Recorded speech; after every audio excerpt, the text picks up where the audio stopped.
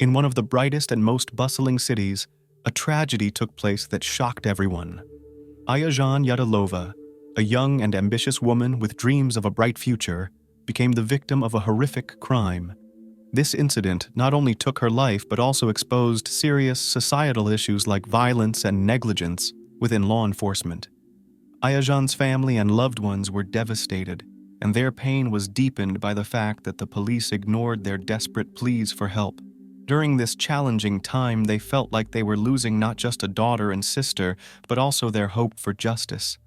Friends who remembered her kindness and warm personality were stunned by the criminal's cruelty, who continued to post provocative updates on social media even while behind bars.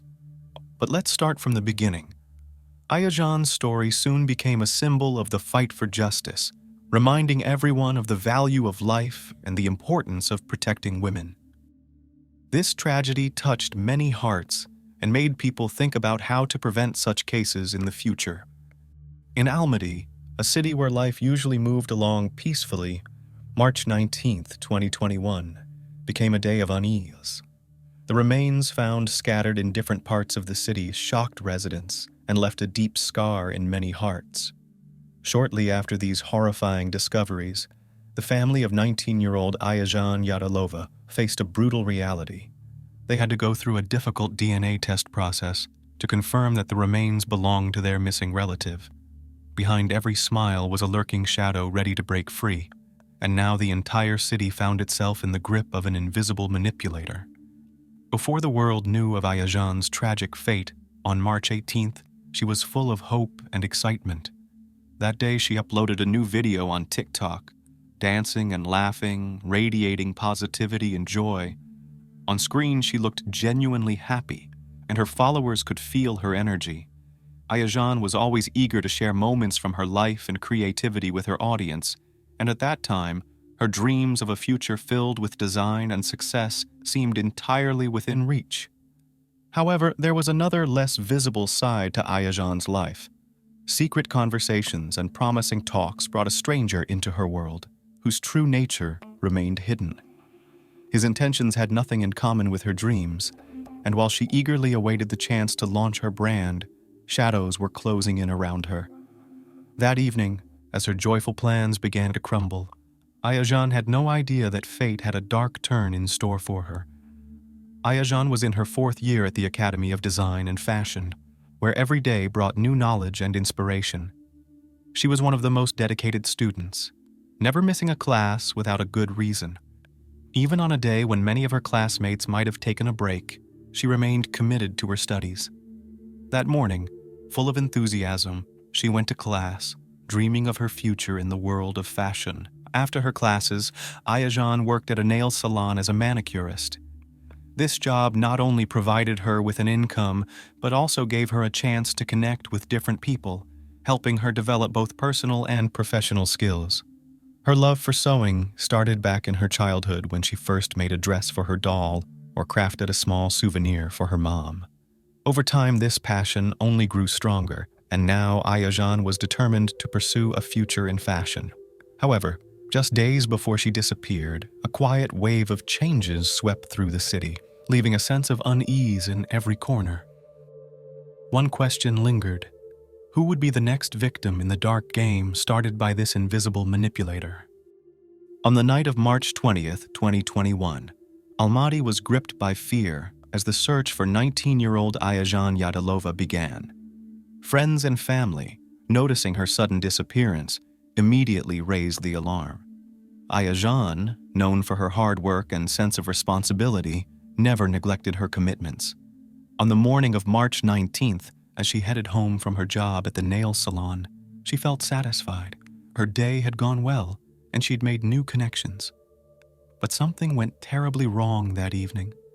The dormitory where Aayan lived, not far from the Academy of Design and Fashion, was usually filled with friendly chatter and laughter. But on that night, as the doors locked at 11 p.m., Aayan wasn't there.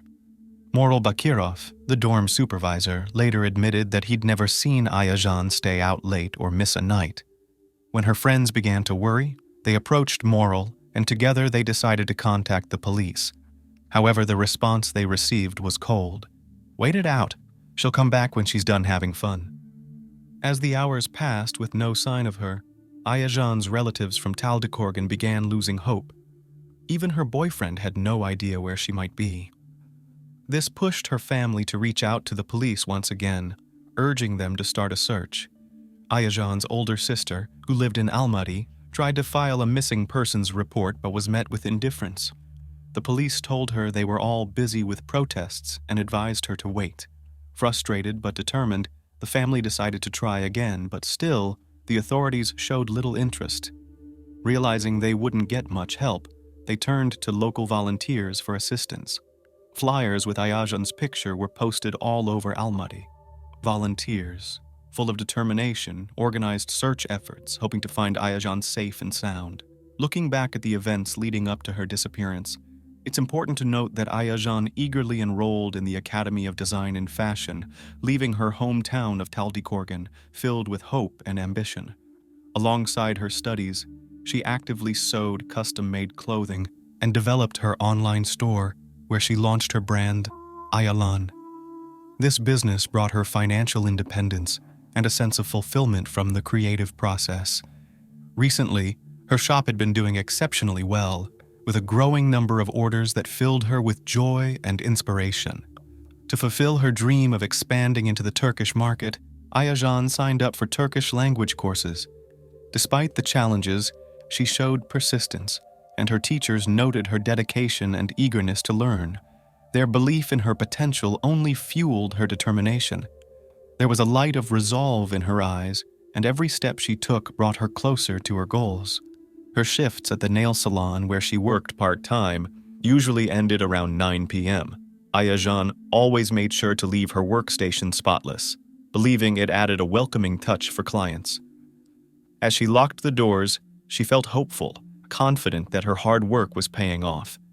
But fate had an unexpected twist in store for her.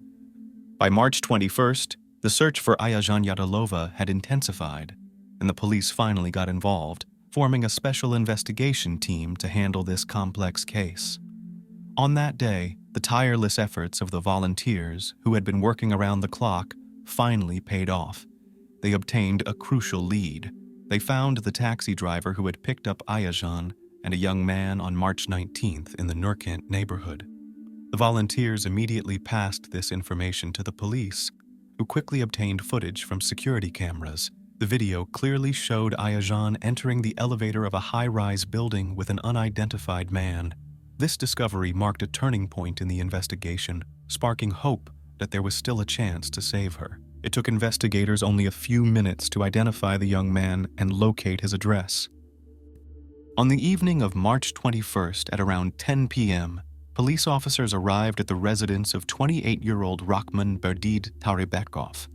According to reports, he was at home but refused to open the door, further raising the officers' suspicions. After a brief discussion, they decided to break in. When they forced their way inside, they were met with a horrifying scene. Blood stains everywhere and a dismembered body lying on the floor. Even the most seasoned detectives, accustomed to such grim discoveries, were shaken by what they found. The apartment's owner wasn't found right away. He had hidden himself carefully, hoping to avoid law enforcement. However, once they finally tracked him down, he attempted to take his own life. Fortunately, first responders arrived in time to administer first aid before the paramedics got there. He was rushed into emergency surgery, and while doctors worked to save his life, police began collecting evidence and piecing together the full story of what happened. The criminal would finally have to face justice for his horrific actions. After spending several days in the hospital and once his condition had stabilized, Taribekov was transferred to a detention center. This move was crucial not only for his safety, but also to ensure that the investigation could proceed without delay. Public interest in the case was growing rapidly, and it was clear it would attract widespread attention. While the suspect was still in the hospital, his rented apartment was sealed off and a thorough forensic investigation took place, involving the city's top crime scene investigators and experts. What they uncovered inside shocked even the most hardened detectives to their core. At first glance, it was hard to believe that someone who appeared so ordinary could have committed such unspeakable acts. The apartment contained a human scalp, skin, extracted teeth and nails, all meticulously placed in separate plastic bags, almost as if they were harmless trinkets. It felt like something straight out of a horror movie, and even the most experienced officers understood that this was not just a crime, but a chilling display of pure madness. Additionally, investigators found dismembered body parts and a skull in the apartment. As the medical examiners later confirmed, the victim's head had been boiled in water for an extended period, leaving nothing but the skull behind. The entire scene was profoundly disturbing, and even the most seasoned law enforcement officers struggled to keep their composure in the face of such horror. As they gathered evidence and searched for more answers in Aayan's case, law enforcement found themselves confronted with a true nightmare. In the days following her disappearance, other parts of her body were discovered scattered around the city, tossed in dumpsters and abandoned basements. These horrifying discoveries painted a grim and sinister picture that investigators tried desperately to piece together. The family's last hope of identifying the remains through DNA testing was shattered when they began to understand the sheer magnitude of the tragedy. Aayan Yadalova went missing on March 19th, and shortly afterward, her family received the devastating confirmation. The remains found across the city did in fact belong to their daughter. During questioning, the suspect, who was found guilty, recounted the events of the night between March 19th and 20, when he and Aayan had an argument. According to him, at around 11 p.m., he lost control and killed her. Realizing he could be caught, he decided to dispose of her body by dismembering it. That same night, he took several parts out of his apartment and left them scattered across the city, as if trying to completely erase any trace of his crime. When investigators asked about any possible connection between him and the victim, he firmly denied having any. But this claim still needed to be verified, and Aayan's family was left bewildered. Why would he go to the extent of pulling out her teeth, removing her skin, and cutting her nails if he was simply trying to cover up his crime? Aayan's family began to suspect that she might not have been his first victim. As the investigation progressed, it was discovered that Tarybekov had previously studied at a medical academy to become a pharmacist, but was expelled for poor performance. This information only deepened investigators' suspicions that the body parts might have been used for some sort of medical or commercial purpose. Forensic experts began digging into his social media conversations and checking all the women he had interacted with. Fortunately, none of them were harmed, but the investigation continued to delve deeper into his life. During the investigation, a chat between Tarybekov and Aayan on a dating site was uncovered. When this information leaked online, many started speculating about the possibility that Aayan might have entered into a relationship with him for financial reasons. These rumors sparked a wave of discussions, with countless people sharing their theories about what might have happened. Attention was also drawn to the footage showing Aayan entering the elevator with the young man. However, her friends and acquaintances were quick to defend her, insisting that she was modest and always respected boundaries in her interactions with men. Aayan's family knew how much effort she had put into building her online store and clothing brand. They were convinced that Tarybekov had lured her to his apartment under the pretense of business, possibly to take measurements or place an order. They simply couldn't believe that such a ruthless person could have set such a trap. Aayan's roommate in the dorm, who was someone she confided in about her deepest thoughts, recalled some unsettling events before her disappearance. Aayan had recently mentioned that a man had shown interest in her brand and wanted to buy her entire collection. While this news initially excited her, it also made her a bit wary, since Aayan was always cautious around strangers. Investigators concluded that Tarybekov might have orchestrated this meeting to lure her into a trap under the guise of a business opportunity. At the center of it all was a man named Rakhman Berdid Tarybekov, who, according to the investigation, had connected with Aayan Yadalova through a popular social media platform. Using the excuse that he needed clothing from her brand, he convinced her to come to his place where the terrible incident seemingly took place. Aayan's family went through unimaginable pain as they waited for her body to be released for burial. Those days were filled with unbearable uncertainty and fear. Her loved ones desperately sought any information about what had happened to their daughter, experiencing an overwhelming sense of grief. It wasn't until April 16th, 2021, almost a month later, that her body was finally handed over for the funeral. Aayan was laid to rest in her hometown of Taldycorgan, where friends, family, and acquaintances gathered to pay their final respects and say goodbye. The atmosphere was thick with sorrow and loss, as people shared memories of her kindness and vibrant spirit. The investigation faced numerous rumors and gossip that tarnished Yadalova's reputation. Messages exchanged between her and Tarybekov, obtained by investigators, proved that accusations of her being promiscuous were completely baseless. This only fueled the heated discussions in the community, where her friends and acquaintances refused to believe that Tarybekov was capable of such brutality. Teachers and classmates of Tarybekov described him as a quiet and modest young man who would never commit a crime, claiming he was either framed or caught up in some misunderstanding. Meanwhile, law enforcement conducted countless forensic examinations to uncover the truth and gather all the evidence. The family's attorney, Kadirejjan Alim Januli, mentioned in one of his interviews that the case consisted of around 30 volumes with over 30 forensic examinations conducted. This extensive investigation demanded tremendous effort and time from the authorities. Despite this, psychiatric evaluations confirmed that Tarybekov was sane and fully aware of his actions when he committed the crime. At the trial, which marked the final chapter of this horrific case, Aayan's family demanded the harshest possible punishment for the criminal, along with compensation for emotional damages totaling 26 billion tenge. After carefully reviewing all the details, the court handed down the maximum sentence of 25 years in prison, but they found no grounds for imposing a life sentence.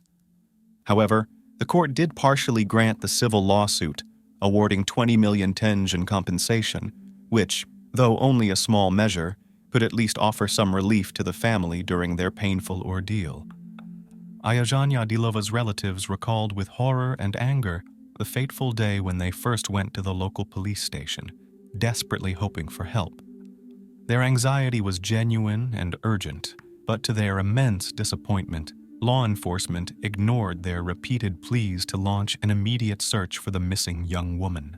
This refusal not only shocked the family, but became an unbearable burden that they couldn't leave behind, amplifying their sense of helplessness and fear.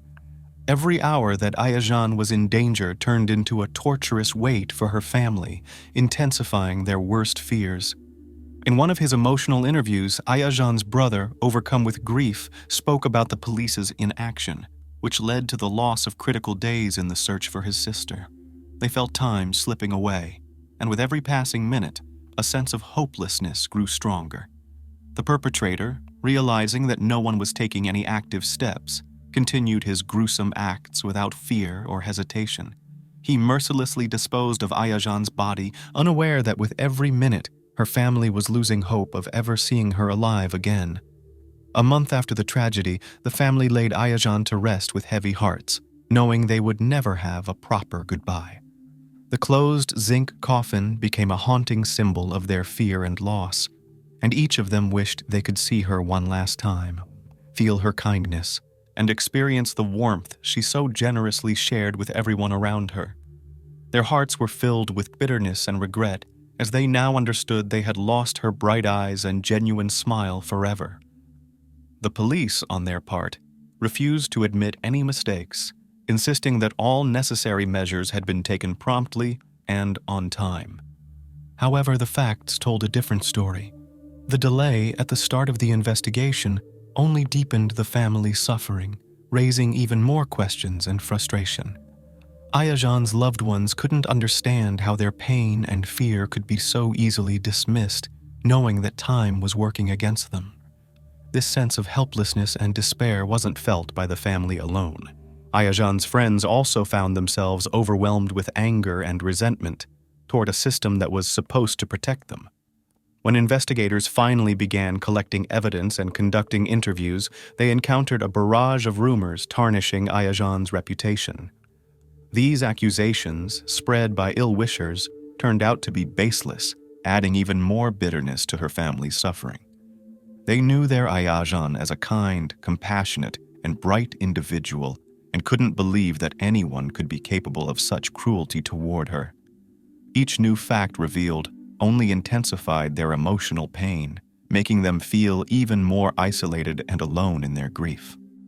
The crime against Aayan Yadalova left an indelible mark, not just on her family and friends, but on the entire community, becoming a tragedy that stirred the hearts of many. Aayan was a young, ambitious, and talented woman who aspired to develop her own brand and build a bright future full of hopes and dreams. She had plans that extended beyond her career, envisioning a personal life filled with happiness and achievements. But her life was cut short in the most tragic way, exposing deep-rooted systemic issues such as the negligence of law enforcement and the pervasive violence in society, demanding urgent attention and change. Aayan's family, in the midst of unbearable loss, painfully recognized that the police's inaction had cost them precious time. Her friends, remembering her with sorrow, couldn't help but notice how disturbingly cynical Tarabekov's social media page appeared. Even while in custody, he continued posting provocative messages. One of his statuses, "Smile at life, and it will surely smile back at you," was especially brazen given the crime he had committed. How could someone speak about the joy of life after taking it away from another person? These words only deepened the bitterness and sense of helplessness felt by everyone who knew Aayan and remembered her kindness, joyfulness, and sincerity. Aayan's brother, with deep sorrow in his heart, expressed his hope for justice in one of his emotional interviews. "I believe in the law of karma," he said with genuine conviction, confident that sooner or later everyone who commits evil will have to face the consequences of their actions. His words carried powerful emotion as he declared that, despite all the suffering, justice would eventually prevail. Even in the darkest moments of their lives, a spark of hope still burned, despite the darkness surrounding them. The criminal's motive remained unknown, but it was clear that what he did brought him some kind of twisted satisfaction. The trial of Tarabekov became a symbol of the fight for justice, drawing public attention and sparking widespread outrage. But for Aayan's family, it didn't change the fact that their beloved daughter and sister had been brutally taken from them. The case raised many questions about moral responsibility and the importance of being vigilant and aware of those around us, as such a tragedy could happen to anyone. The crime against Aayan was a grim reminder that every life is precious, and that we must do everything we can to prevent similar cases in the future. Let her story be a call to action, prompting stronger efforts to prevent violence and protect women's rights in society, urging all of us to reflect on how we can make the world a safer and more just place to live. Behind closed doors, you never really know what's happening in someone's home. Sometimes, not even the closest relatives or friends have a clue. What may look like a picture-perfect family from the outside could be hiding a deadly threat behind the scenes.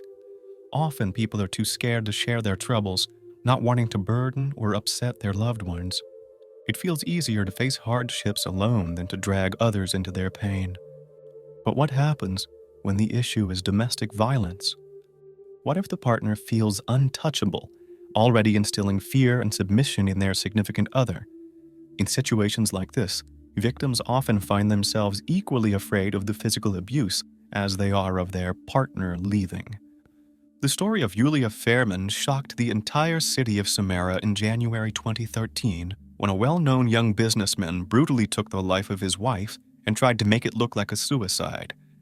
The case stirred up public outrage after it was revealed that the perpetrator faced absolutely no consequences for his crime. Alexandra Fairman was found guilty of taking the life of the mother of his child, but somehow the investigation's findings mysteriously shifted, and the incident was chalked up to a state of temporary insanity.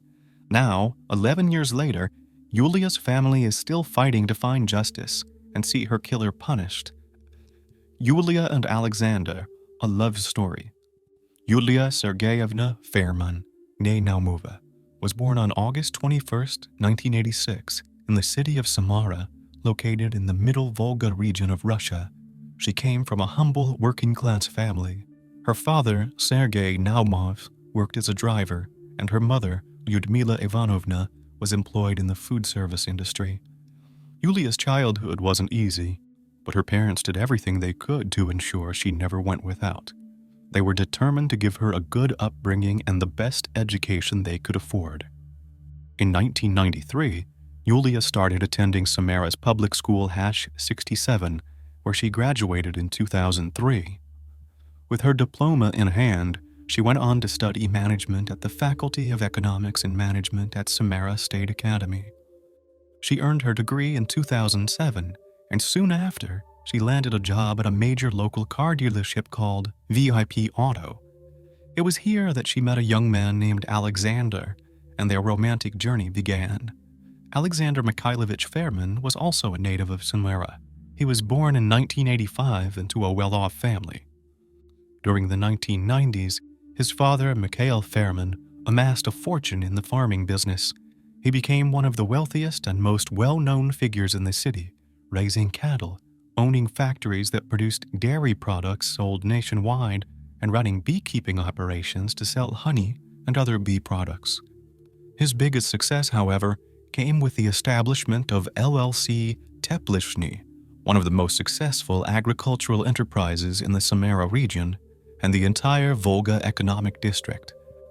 After finishing college, Alexander also briefly worked at the VIP auto dealership where he met Yulia. The young, beautiful woman immediately caught his eye and he began courting her. Unfortunately for Yulia, she responded to his attention, and they started a whirlwind romance that felt like a fairy tale at first. The couple dated for about a year and a half until, in 2009, Alexander officially proposed. According to friends and family, Alexander orchestrated a romantic surprise for Yulia when he proposed. He visited her unannounced, led her to the window, and gave a signal to his friends waiting outside. They released a balloon that had a small box attached to it, containing a beautiful engagement ring. He caught the balloon, slipped the ring onto her finger, and asked her to become his wife. Overwhelmed with happiness, Yulia couldn't hold back her tears and said yes. The wedding took place later in 2009, shortly after their engagement. Alexander's parents spared no expense, throwing their beloved son a lavish celebration. They organized a massive party with a long guest list, a giant Hummer limousine, the city's most prestigious banquet hall, a trendy master of ceremonies, and an epic fireworks display to close out the evening. Yulia's bridesmaids recalled how she glowed with joy, looking every bit like a fairy tale princess. Married life. To outsiders, the couple's life seemed picture perfect and happy. They had a well-furnished apartment on Stavropolskaya Street, and they were living comfortably without any financial worries. By then, Alexander had started working at his father's company, LLC Teplishny, where he took on the role of executive director. Soon after their wedding, the couple started thinking about growing their family. However, for over a year, Yulia couldn't get pregnant. Now, Alexander's relatives claim that the first real cracks in their marriage began showing during this time. But when the pregnancy test finally displayed those two long-awaited lines, they both believed that the arrival of a baby would save their marriage and strengthen their bond. Based on the joyful photos Yulia shared on social media, it was clear they were eagerly anticipating the arrival of their child. On September 6, 2011, Yulia gave birth to a baby boy, whom they named Pavel. A few days later, Yulia posted on her social media, thanking everyone for their well wishes and announcing that the baby was born weighing 9 pounds 6 ounces and measuring 23.6 inches in length. During her maternity leave, Yulia cherished every moment with her baby, as evidenced by the numerous photos of her and little Pavel. From the outside, her life looked like a dream. A loving husband, a healthy baby, a cozy home, financial security, and a strong family. Many of her friends envied her, but everything came crashing down in an instant, and the illusion of a perfect family vanished like smoke. The terrifying late-night call. In the early hours of January 4th, a phone call shattered the silence in the Naumov household. Half asleep, Lyudmila Ivanovna picked up the phone, not fully comprehending what was being said. It was her son-in-law Alexander on the other end, coldly informing her that Yulia was no longer alive. It felt like the ground had disappeared beneath her feet. She couldn't believe it, thinking it must be some kind of cruel, senseless joke. She started screaming and crying, which brought her terrified husband rushing in. From that moment, everything felt like a nightmare. According to Lyudmila Ivanovna, she and her husband quickly threw on some clothes, rushed outside, and flagged down the first car that came by, begging the driver to take them to their daughter's apartment. Within about 15 minutes, they arrived at the building on Stavropolskaya Street, where an ambulance was already parked near one of the entrances. Barely aware of herself, Lyudmila ran to the paramedics, but they just shrugged, offering their condolences and telling her there was nothing more they could do. Outside stood Yulia's mother-in-law, Elena Fairman, holding little Pasha, their 1.5-year-old grandson. Desperate for answers, Lyudmila ran over to her, but all she could gather from Elena's words was that Yulia was gone. The Naumovs then made their way up to the apartment, and what they saw was horrifying. There were faint bloodstains on the floor leading to the bathroom. Inside, lying on the floor by the door, was the lifeless body of their daughter. Her hair was tangled and matted with blood, covering her face. Her mother couldn't bring herself to approach. She started to lose consciousness and had to be carried into another room. When Lyudmila Ivanovna regained some composure, her son-in-law, Alexander, came over, thrusting a phone in her face, insisting she take a look at what her daughter had done. She could barely make sense of anything around her, but he kept pushing until she finally took the phone. Struggling to focus, she read a strange farewell letter. In this message, Yulia supposedly confessed to cheating on her husband 6 months earlier and said she couldn't forgive herself. She wrote that she didn't know how she could go on if her actions destroyed her family and ruined their child's life. The odd crime scene. At first, Alexander claimed that Yulia had taken her own life. He said that she had been overwhelmed with guilt over her alleged affair, and it consumed her to the point that she couldn't cope anymore. According to him, she had acted strangely that evening. They argued, and afterward, Yulia went into the bathroom. After some time, he noticed she'd been in there too long. When she didn't respond to his knocks, he opened the door to find her hanging from the doorknob, a hairdryer cord wrapped around her neck. He claims he tried to revive her by performing CPR, but when he realized there was nothing he could do, he called emergency services and his parents to help with the child. Only after paramedics confirmed that Yulia was gone did Alexander call his mother-in-law to inform her of what had happened. He remained in the apartment the whole time, interacting with the medical personnel and law enforcement who arrived on the scene. However, Alexander didn't behave like a grieving widower. He seemed disturbingly calm, but once Lyudmila Ivanovna arrived, he grew visibly irritated. He showed no sympathy for her. In fact, he seemed intent on making her pain even worse. Yet what truly caught the investigators' attention wasn't Alexander's odd behavior, but the state of Yulia's body. Forensic experts discovered 2 ligature marks on her neck. One was very pronounced, suggesting she had been strangled. The second mark, faint and at a different angle, indicated hanging, but seemed to have appeared after she had already died. Additionally, there were numerous other injuries on her body in various stages of healing, but more on that later. Another curious detail. Upon discovering his wife's body, Alexander's first call was not to the emergency services, but to his parents and a relative who worked at the hospital. They arrived at the scene even before the paramedics did. What was wrong with the farewell message? When her son-in-law first showed Lyudmila Ivanovna the message on her daughter's phone, she was in a state of shock, barely processing anything after losing her daughter. From the start, she doubted that her daughter had written that message, and she had good reasons to think so. First, Yulia had never sent her mother a text message before, knowing that due to her poor eyesight, her mom didn't read texts at all. Second, Yulia never addressed her mother in the way the farewell note did. Third, Lyudmila was absolutely certain that her daughter would never leave her child behind. Her whole life revolved around him. Moreover, experts determined that the message was sent after Yulia's heart had already stopped beating. Alexander explained this by claiming that Yulia might have typed the message and left it in drafts. And when he was trying to call for medical help, he accidentally sent his wife's final message to her mother without realizing how it happened. Additionally, Yulia's phone revealed a chat with a close friend, where she confided about problems in her marriage and her husband's violent behavior. Although she didn't go into much detail, it was clear she was afraid of Alexander. In one of her last messages, Yulia wrote that she would stay strong for her son, as she couldn't leave him and absolutely couldn't afford to die. The initial theory.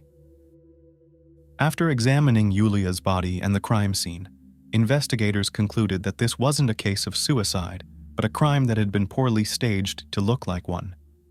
Alexander immediately became the prime suspect, was taken into custody, and sent to a detention center while the investigation unfolded.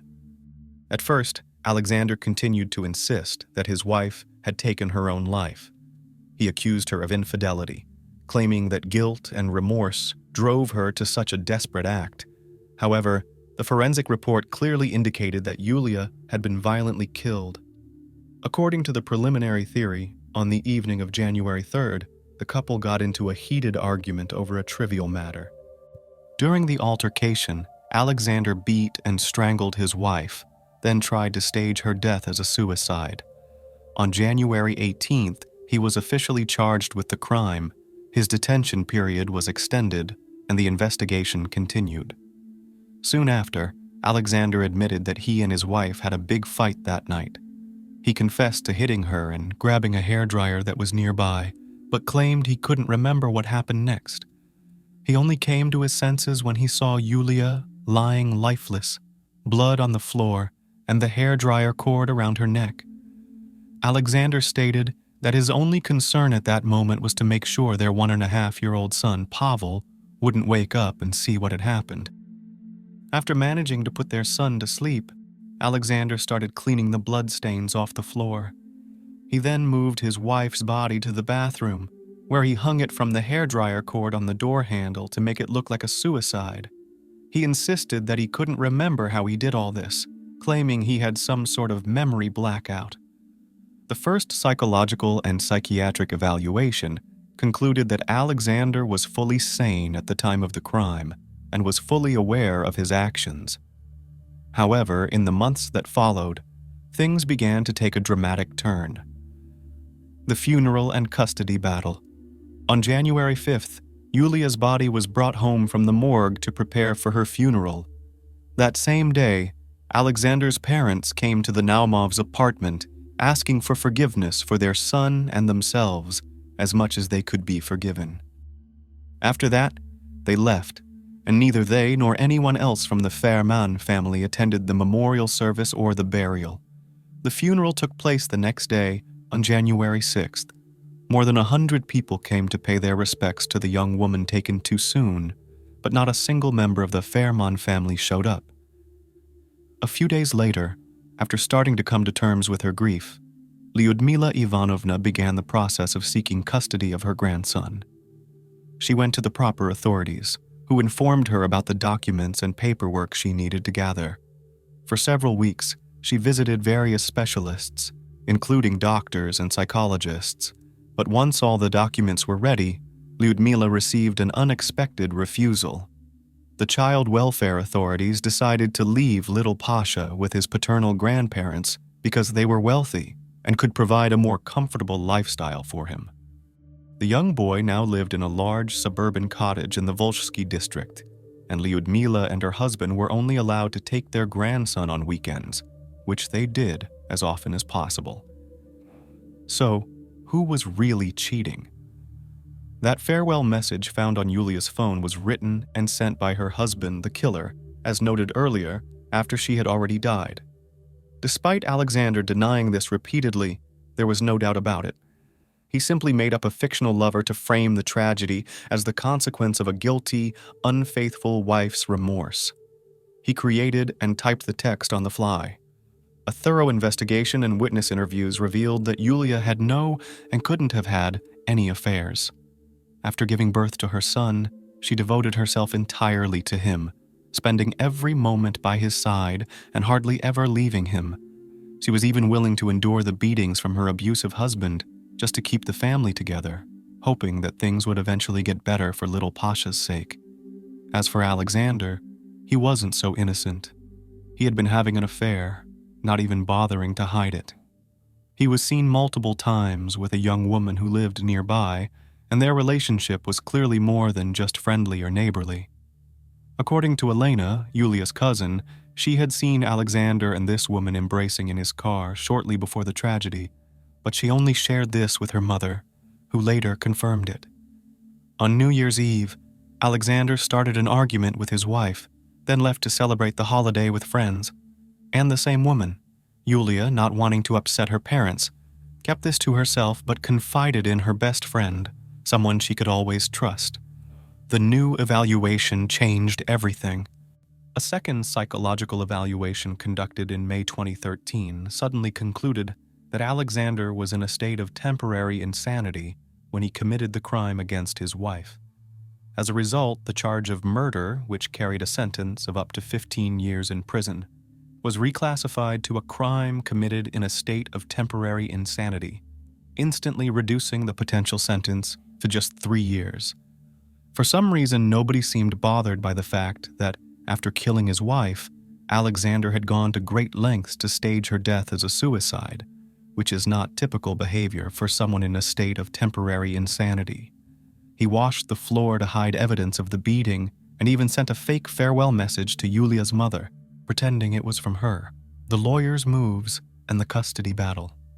Alexander's lawyer immediately pushed to change the conditions of his client's detention, and by the end of May, Alexander was released under a travel restriction order. Essentially, this meant he was free to walk around and continue his life while awaiting trial. Yulia's parents were devastated by this decision and appealed to the prosecutor's office, demanding a third psychological evaluation.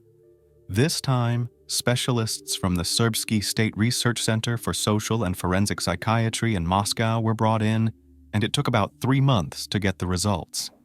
However, the psychiatrists only reaffirmed that the accused had acted in a state of temporary insanity. As for the original evaluation, which indicated that Alexander had been fully aware and had intentionally tried to cover up the crime, it was claimed that the specialists had simply made an error, misinterpreting the accused's actions and behavior. Meanwhile, Alexander repeatedly changed his statements, describing his condition that night in a way that sounded straight out of a textbook definition of temporary insanity. The trial begins. The first hearing in the Fairmont case took place on January 22, 2014, at the Kirovsky District Court in Samara. According to Alexander, the problems in their relationship began even before the wedding, when they moved in together. He claimed that Yulia had a sense of entitlement and high expectations, demanding only the best. He said that the extravagant wedding, the expensive limousine, and all the luxuries were her whims, which he and his parents catered to. Alexander said that after the wedding, he and Yulia tried unsuccessfully for over a year to conceive a child, which worsened their relationship. And Yulia even started talking about divorce.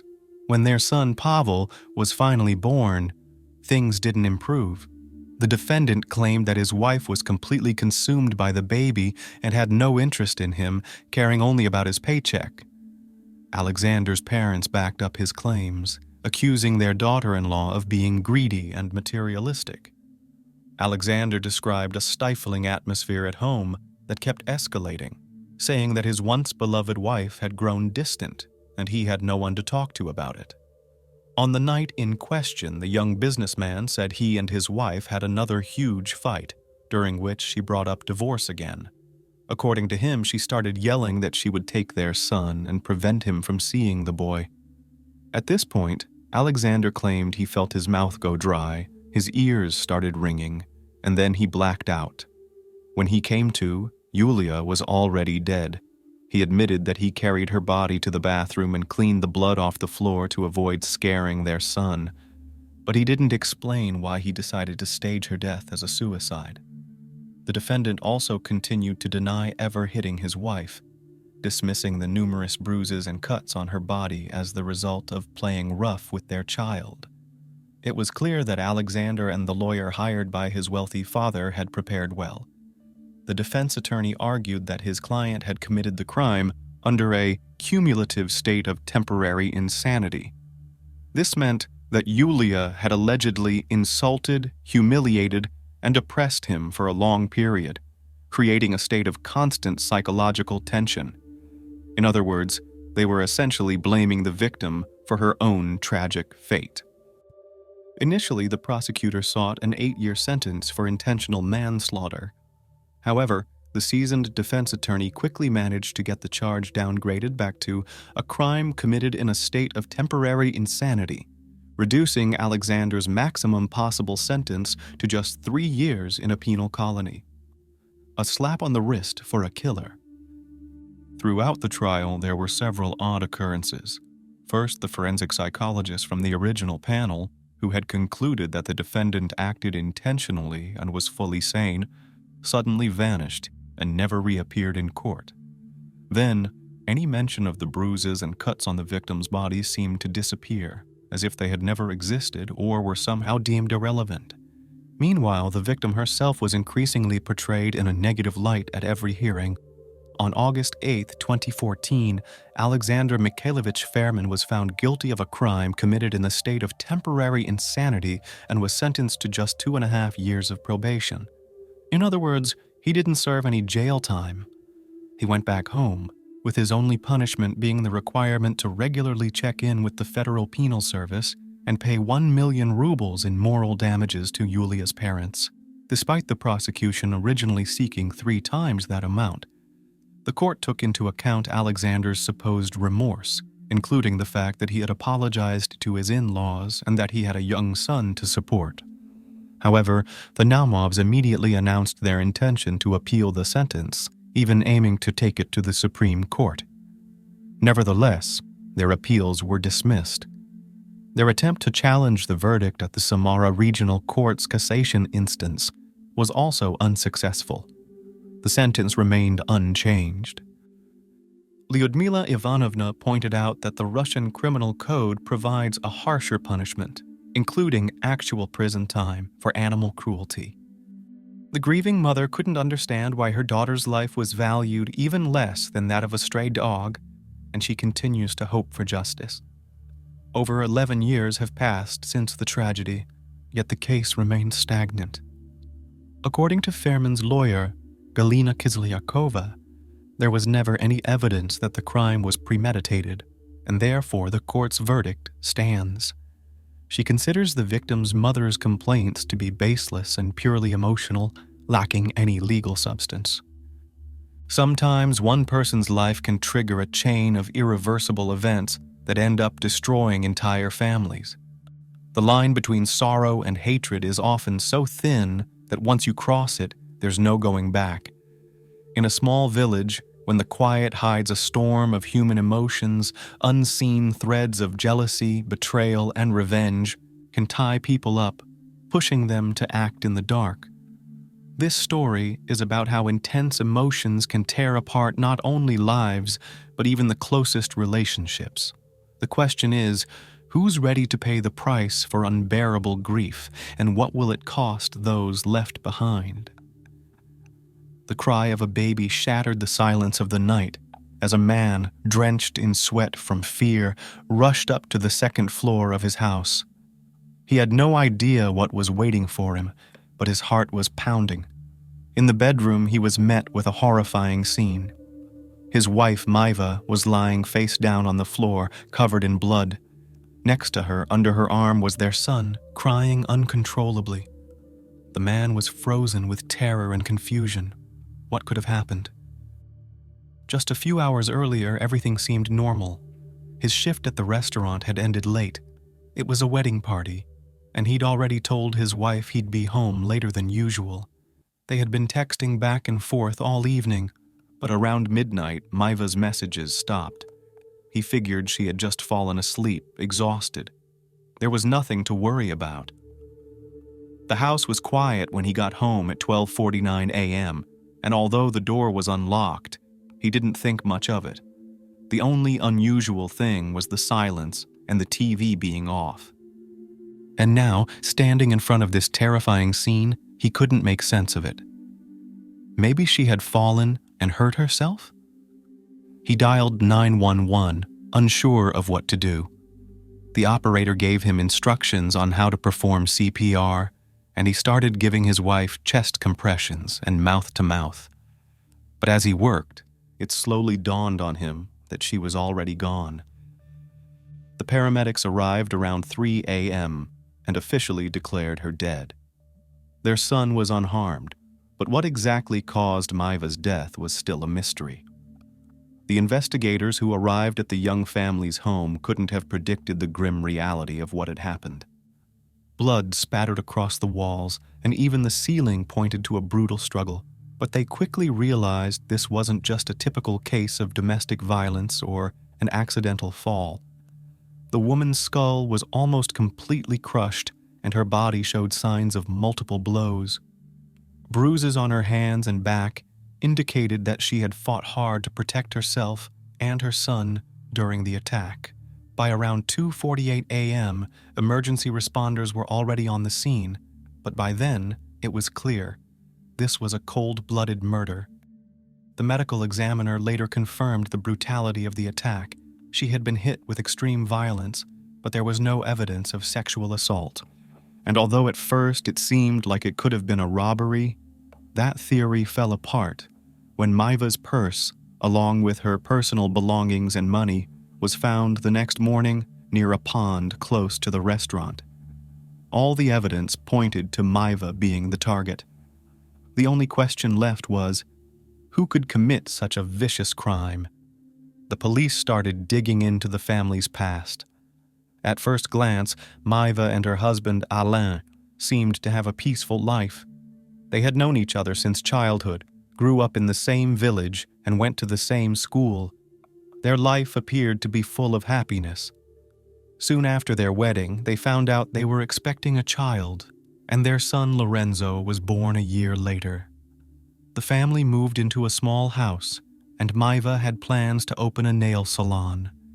They had even picked out a bigger house for the business, but just 3 weeks before the move, everything changed. Maiva's death was so unexpected that her loved ones couldn't believe it. And even though their life seemed perfect on the surface, the investigation uncovered dark secrets within the family. It turned out that Aayan was involved in illegal activities related to drug dealing. He had run-ins with the law, and while Maiva was aware of this, she was strongly against his involvement in anything like that. After Aayan's arrest, she even turned down an offer to buy a car for 100,000 euros, earned through his shady operations, saying she didn't want dirty money. Her frustration extended to all of Aayan's friends who came by for business deals. Maiva wouldn't let him meet with them, which annoyed some of his acquaintances. Some of these people, including old school friends, weren't happy with Maiva's interference, which led to conflicts. Maiva's relatives believed these connections might have led to her murder. They thought Aayan owed someone a large sum of money, and the crime was meant to send a message. However, Aayan insisted that no one in his circle would be capable of such a crime. He immediately told the police about all his contacts and business dealings, assuring them he had no outstanding debts or serious conflicts. Moreover, the police quickly ruled out the possibility of a criminal dispute. The house where Maiva was killed was in perfect order. Nothing had been stolen except for that one purse, and as it turned out, nothing had been taken from it either. But the investigation took a new turn. The police discovered that 6 months before the crime, Maiva and her husband had been receiving threats from an elderly couple in a neighboring village. The threats stemmed from a conflict involving Maiva's father's best friend. Investigators started tracking down where this couple was on the night of the murder. The small village was shocked as the horrifying details of the crime came to light. No one could believe that the man who regularly visited Maiva's father and supported him through tough times turned out to be guilty. It all began with 2 witnesses who noticed strange behavior that night, and their testimony was the key to cracking the case. The first witness, a young doctor, was out for a late-night walk with his baby in a stroller when he saw a man wearing pink rubber gloves. The man was clearly trying to avoid being seen, and when he noticed the doctor, he quickly turned away. The doctor remembered his odd behavior and even recalled part of the license plate number from the car he saw nearby. The second witness, who was driving home with his wife, also recognized this man. He reported seeing Rue Berrois slowly driving down the street, carefully looking around. It seemed suspicious, so the man decided to alert the police. The investigators didn't waste any time. They tapped the Berrois family's phone. This move paid off. During one conversation, Rue Berrois' wife, Enda, unintentionally gave her husband away. She was talking to a friend, telling her how that night her husband had come home with Maiva's purse, the same one that went missing on the day of the crime. He showed it to her and coldly said, "See, I did it."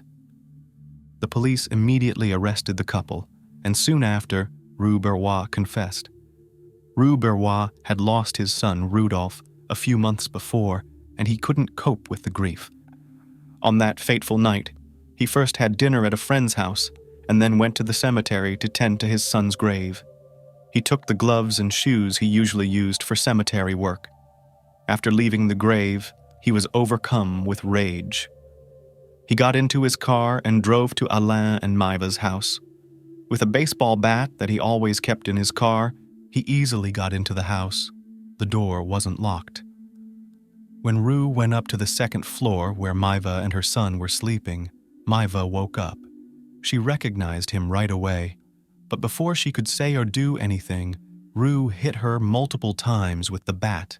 He later reenacted the entire crime during a police investigation. After the murder, he grabbed Maiva's purse, walked out of the house, and went home. Once there, he showed the purse to his wife and then got rid of it. The next day, he burned the baseball bat in the fireplace. When the villagers found out that Rue Berrois was the killer, their shock was beyond words. They couldn't believe that the man who had been supporting Maiva's father, asking about the police investigation, and constantly inquiring about any new findings, was the same person who committed the crime. He even asked if they had found her purse or discovered any clues at the crime scene. So why did Berrois commit such a brutal act?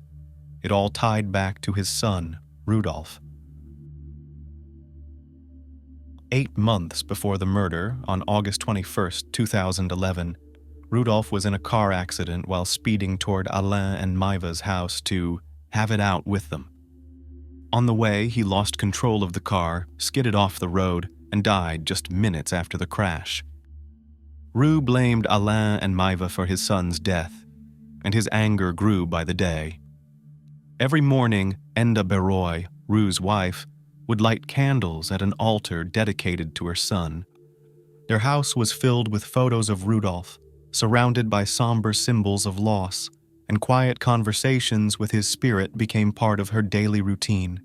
She was convinced that his death wasn't just a tragic accident, and she searched for answers every day. On the night Rudolph died in the crash, something shifted in her mind. Her heart was consumed with hatred and a thirst for revenge. Since then, Enda couldn't stay calm.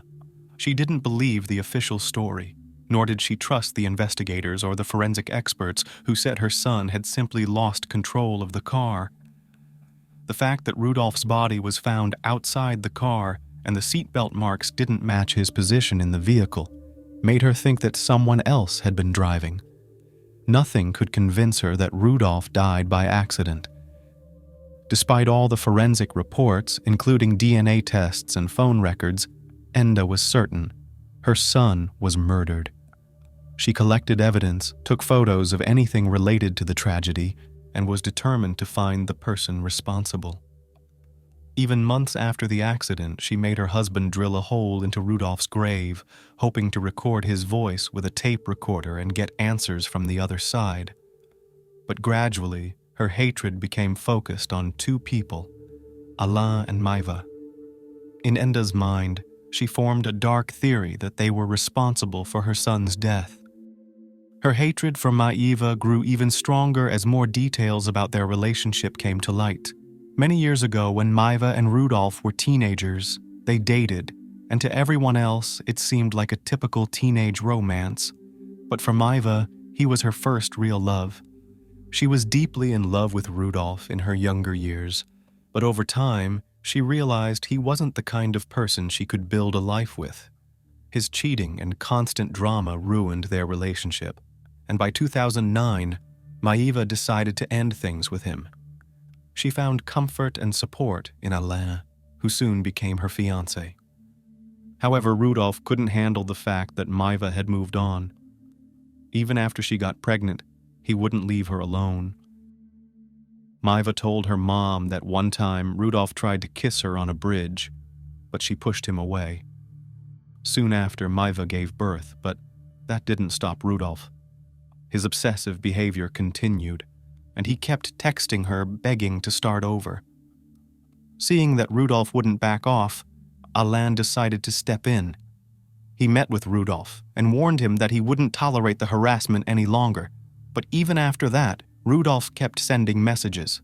So Aayan took those messages and showed them to Crystal, Rudolph's girlfriend at the time. That ended their relationship. Crystal broke up with Rudolph after finding out he was still obsessed with his ex. This loss pushed Rudolph over the edge. On that fateful night, he got drunk at a bar and, grabbing a hammer, decided to drive over to Aayan's house. He was determined to confront him.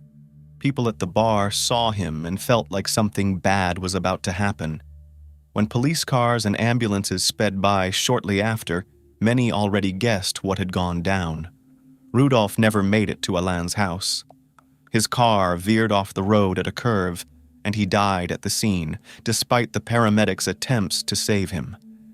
His death was a shock to everyone, but it hit his mother the hardest. From that moment on, she dedicated her life to finding someone to blame. Enda blamed Maeva for her son's death. She would show up at her house and threaten her, saying that Maeva would pay for her son being in the grave. Scared, Maeva filed a police report detailing how Rudolph's mother had threatened to kill her. This report was supposed to ease the tension, but it only made things worse. Every day, Enda told her husband that Maeva was to blame for their loss and that he needed to do something about it. In the end, Ruberwa started to believe that it was his destiny to avenge his son's death. 2 months before the tragedy, he showed up at Maeva and Aayan's house with threats and accusations. Staring down at Maeva, he said she was responsible for his son Rudolph's death and that he wouldn't stop until he got his revenge. He mentioned his connections and money, adding insults that only escalated the tension in the family. This warning was a dark omen of the horror that would unfold later. 8 months after Rudolph's death, Beroy moved from words to actions. He broke into Aayan and Maeva's home when she was the only one there, asleep next to their young son, Lorenzo. In that fatal moment, she found herself trapped, face to face with a man consumed by rage, which had completely overtaken his ability to think clearly. This uncontrollable fury ended in a horrific outcome. Investigators were still working to determine what role his wife, Enda Beroy, had played in the crime. Though Enda claimed she had nothing to do with the murder, she was involved in its aftermath. When Ru came home after what he'd done, she told him to get rid of Maeva's purse, the one piece of evidence that could have shed light on what happened that night. In her testimony, Enda denied knowing about her husband's plans. She said he had completely lost his mind and acted on his own. She insisted to investigators that she had never asked him to do anything and didn't know he had committed the crime because of her. Still, despite her claims, suspicions of her involvement lingered. Her behavior during the trial spoke volumes. Enda seemed more concerned about her own fate, nervously glancing at the lawyers, reporters, and judges. She was more worried about the possibility of getting a 3-year prison sentence than the fact that her husband was facing life behind bars. On the witness stand, She showed no remorse for what had happened, focusing only on avoiding jail time herself. During the trial, Rue Berrois didn't admit to planning the murder in advance. The issue of whether his wife had provoked him never came up in court, but many believed Enda played a part in the crime.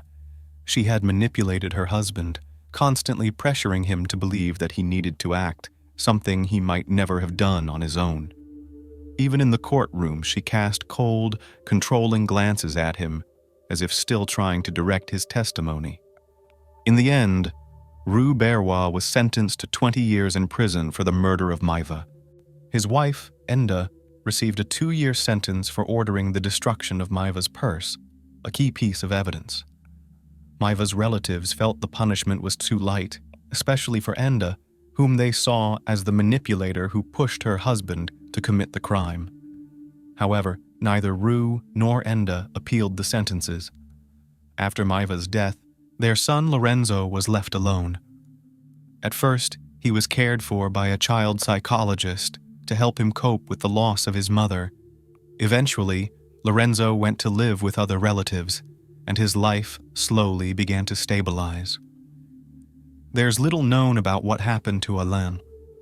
What remains in the hearts of those who knew Maiva are the photos and videos of a woman whose life was brutally cut short by hatred and revenge aimed at her family.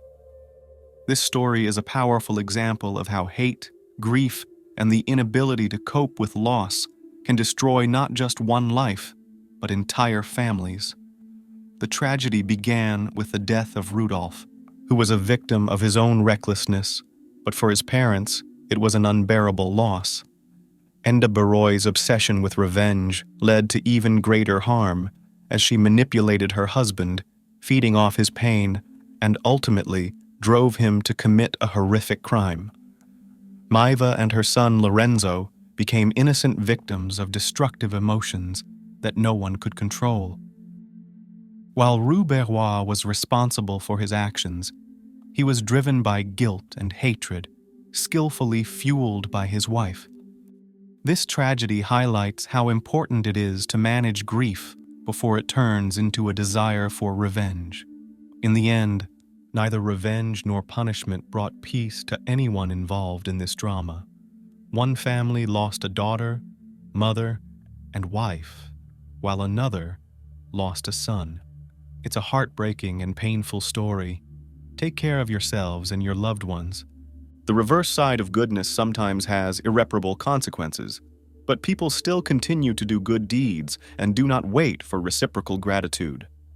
In our story, a sincere act done years earlier not only completely changed the lives of all the heroes, but also resulted in death. At 4:45 a.m. on March 2nd, 2018, Travis County, Texas police officers received a call from a woman seeking help. She reported that she was hiding in a closet when she heard several gunshots in the house, and the likely gunman was still inside. During the phone call, the dispatcher asked the woman not to come out of hiding and to wait for police officers who were on their way to the house. Minutes later, the house was already cordoned off by police, and the woman in the closet turned out to be local resident Corey Shaughnessy. The woman's condition was very discouraging. Corey did not understand what had happened and was very frightened. In the kitchen, her husband Theodore Shaughnessy was lying in a pool of his own blood near the table. Sit back, because today we are investigating another tragic case together. Theodore Shaughnessy was born February 7, 1963, and was the youngest child in a large family Shaughnessy who lived in Arizona near Phoenix. Ted, from an early age, loved fast cars and everything associated with them. As a teenager, he literally dreamed of sports cars. Theodore grew up absolutely fearless man, for whom adrenaline was the best way to cheer up and feel the taste for life. Nevertheless, he was a kind and cheerful guy, a good friend, and a good son. At the age of 20, Ted met Corey Garman at a local arcade. The young men immediately liked each other, as they had a lot in common, including a love of jewelry and books. Sympathy quickly turned into true love, and in 1989, they were married. After their marriage, the Shaughnessy couple moved to Austin, Texas, where they quickly settled in and launched the family business opening Gallery Jewelers. It was a high-level operation that the Shaughnessy family built together. Corey had a passion for gemstones, fine art, and worked as an appraiser for the entire family company. Ted, on the other hand, was the face of the store, as he had a talent for connecting with people, and they were not just drawn to him, but were infused with his energy. He was very friendly and active, because wherever he went, he became the soul of the company. This quality perfectly helped in business, as he could find a common language with clients and partners and achieve the best conditions for all parties. The business became quite successful, and after a while, the family fortune was estimated at $8 million. But despite the wealth, Theodore always remained generous and attentive to others. He often bought food for the needy and regularly made donations to charitable foundations. The family business continued to grow, and the couple purchased a beautiful new home near their store. The couple complemented each other and seemed like the perfect tandem. Indeed, everything seemed almost perfect, if only for one thing. The couple had no children. As the jewelry business grew, Ted and Corey decided to expand their family as well. In 2000, they made a life-changing decision and adopted a 16-month-old boy, taking him from an orphanage in Ukraine. It was just instant and unconditional love. The little gray-eyed boy was named Nicholas. Such a long-awaited event completed the family life of Shaughnessy, because now they had everything for absolute happiness. Nicholas grew up an active and obedient child. He loved animals and cars, just like his dad Ted, because he often took the boy with him to the track.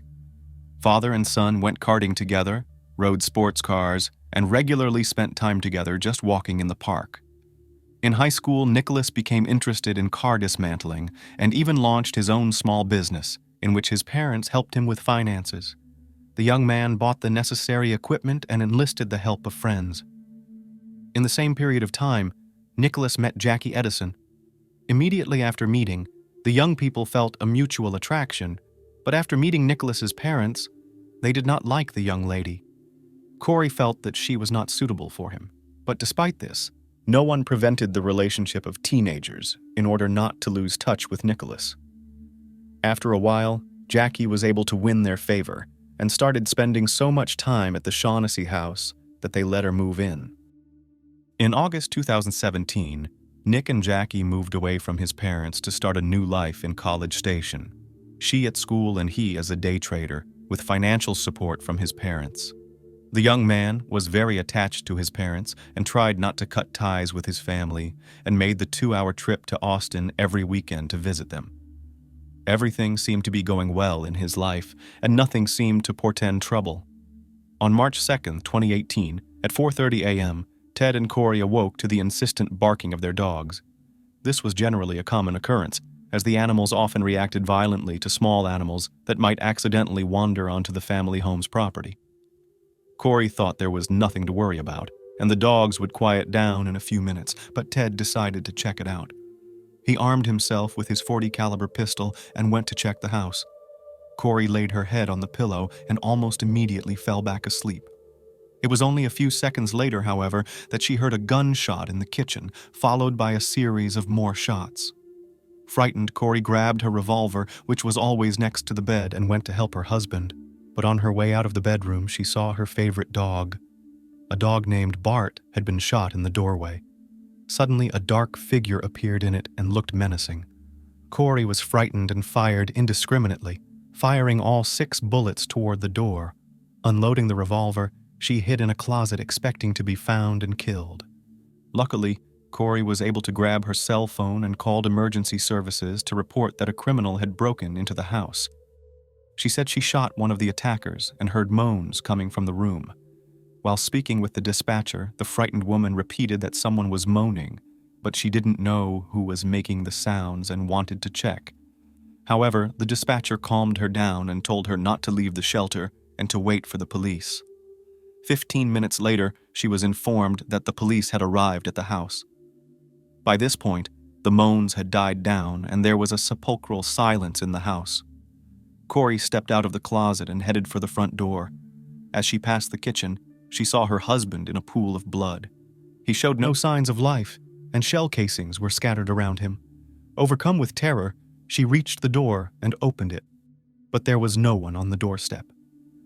Coincidentally, the officers had the wrong house, as this street had an unusual precinct layout. The officers were on her neighbor's doorstep, trying to figure out which side of the street the shots were coming from. Eventually, they sorted themselves out and ran to the Shaughnessy family home. Waiting for them on the doorstep was a shaking Corey. Her life was completely ruined. She didn't understand what had happened. The police officers went inside and tried to calm the woman down. Corey called her son and reported the attack. She and Jackie immediately left for Austin and arrived at her parents' home around 8 a.m. Theodore Shaughnessy, 55, was dead after being shot multiple times in the head, back, and thigh. Family acquaintances and friends were horrified by what had happened. No one suspected that they could have deadly enemies capable of being shot at point-blank range in such cold blood in the middle of the night in their own home. After the tragedy, Nick and Jackie stayed in the house with Corey to give her the support she needed and to participate in the investigation. Law enforcement officers examined the crime scene. 2 different types of .40 and .38 caliber shell casings were found, which means the shooting was from 2 different guns. No signs of forced entry were found, but in the far bedroom, an open window with the safety netting removed drew attention. The perpetrators must have entered through it. Here, the forensic team also managed to find the first fingerprint, which was immediately sent to the laboratory for examination. Police spoke to several neighbors about the Shaughnessy family and if they saw anything suspicious. One neighbor told police that this was not the first time Shaughnessy's home had been targeted, as they own a chain of jewelry stores. The police took Corey's pajamas, which she was wearing, for examination, and also swabbed her hands for gunshot residue. Corey was honest from the beginning about the fact that she had fired her gun. The police began their investigation and quickly ruled out burglary, noting no forced entry and no stolen valuables. Shifting their attention to the murder investigation, they found that all the doors in the house were intact except for the entrance to Nicholas Shaughnessy's room. The door had been opened. An examination of the room revealed that a firearm was missing from a dresser with a .40 caliber pistol drawer. It turned out to be the only item missing from the house. Given that the caliber matched one of the guns used in the massacre, detectives assumed it was the one used to kill Ted. Nick, Jackie, and Corey agreed to help the investigation in any way they could. Corey allowed the police to search her cell phone, and although Nick said he hadn't been in Austin in about a month, he and Jackie did the same. All 3 also agreed to answer questions at the station. The goal of the police was simply to try to get as much information as possible about the family and the events of that day to get on the trail of the perpetrators. Investigators were still unsure if the murder was part of a random attack, a botched robbery, or if it was a targeted crime. They found no unidentified prints at the scene, so they had to wonder if the sole surviving victim, Corey Shaughnessy, could actually have been a suspect. After all, she was the only person in the house. The police couldn't get past the fact that the shooters left Corey alive. They also found it odd that the shooters were in the house for 17 minutes before the shooting occurred, and nothing was stolen from the house. Assistant prosecutor Amy Meredith, who examined the scene of the tragedy, was certain that Ted Shaughnessy knew the attacker.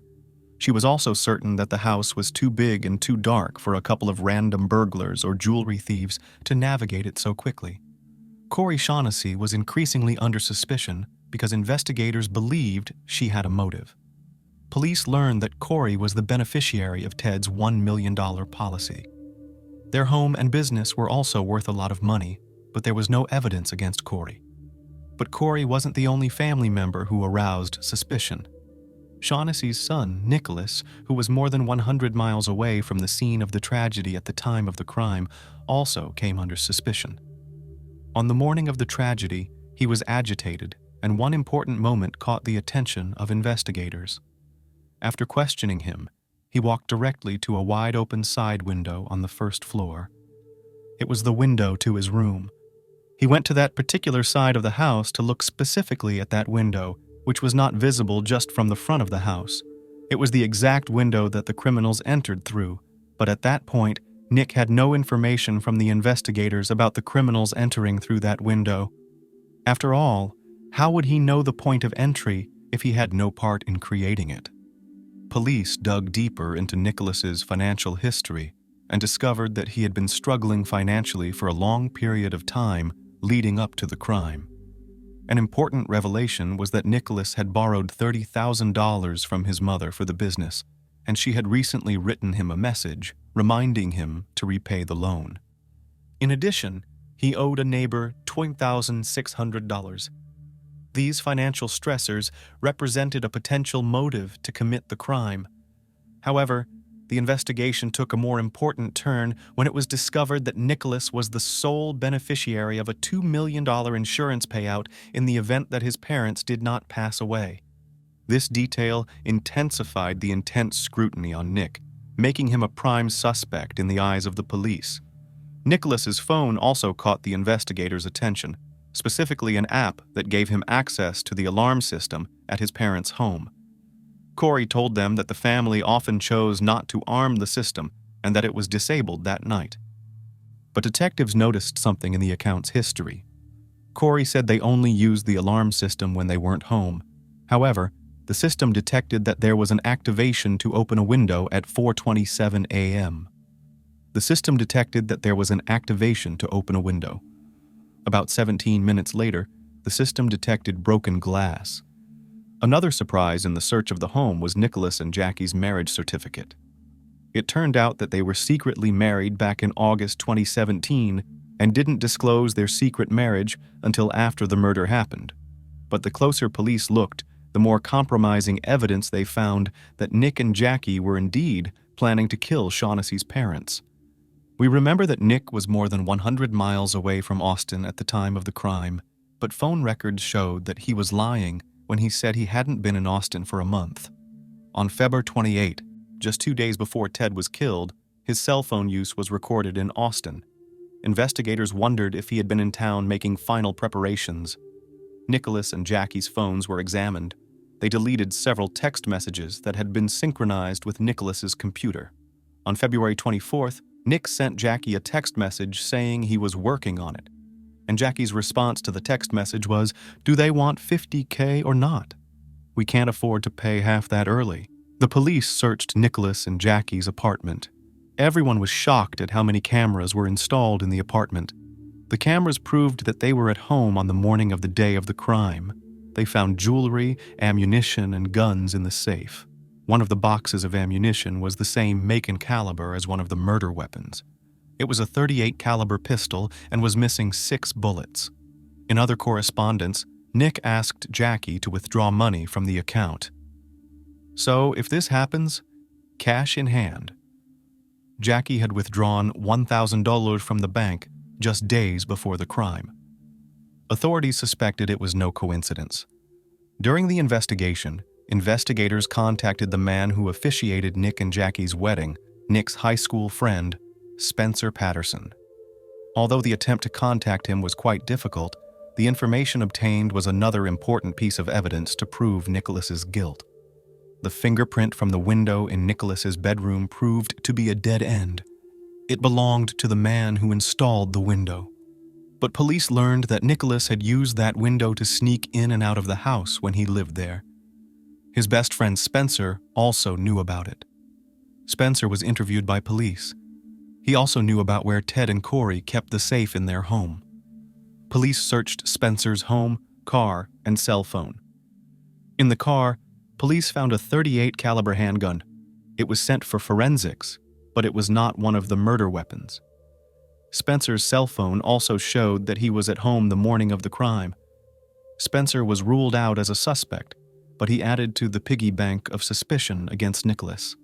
Spencer revealed that shortly before the crime, Nick talked about getting $8 million when Ted and Corey left. In correspondence between Spencer and Nicholas, Shaughnessy tried to hire him to kill the family. "Steal all their stuff, no need for the mask because they will all die," Nick wrote. On May 29, 2018, police arrested Nicholas Shaughnessy and Jackie Edison for criminal solicitation. Corey couldn't believe it. The woman believed the authorities were trying to frame her son, who by then was working in his father's place at the jewelry store. Corey still believed it was a mistake. She said she needed absolute proof of their involvement.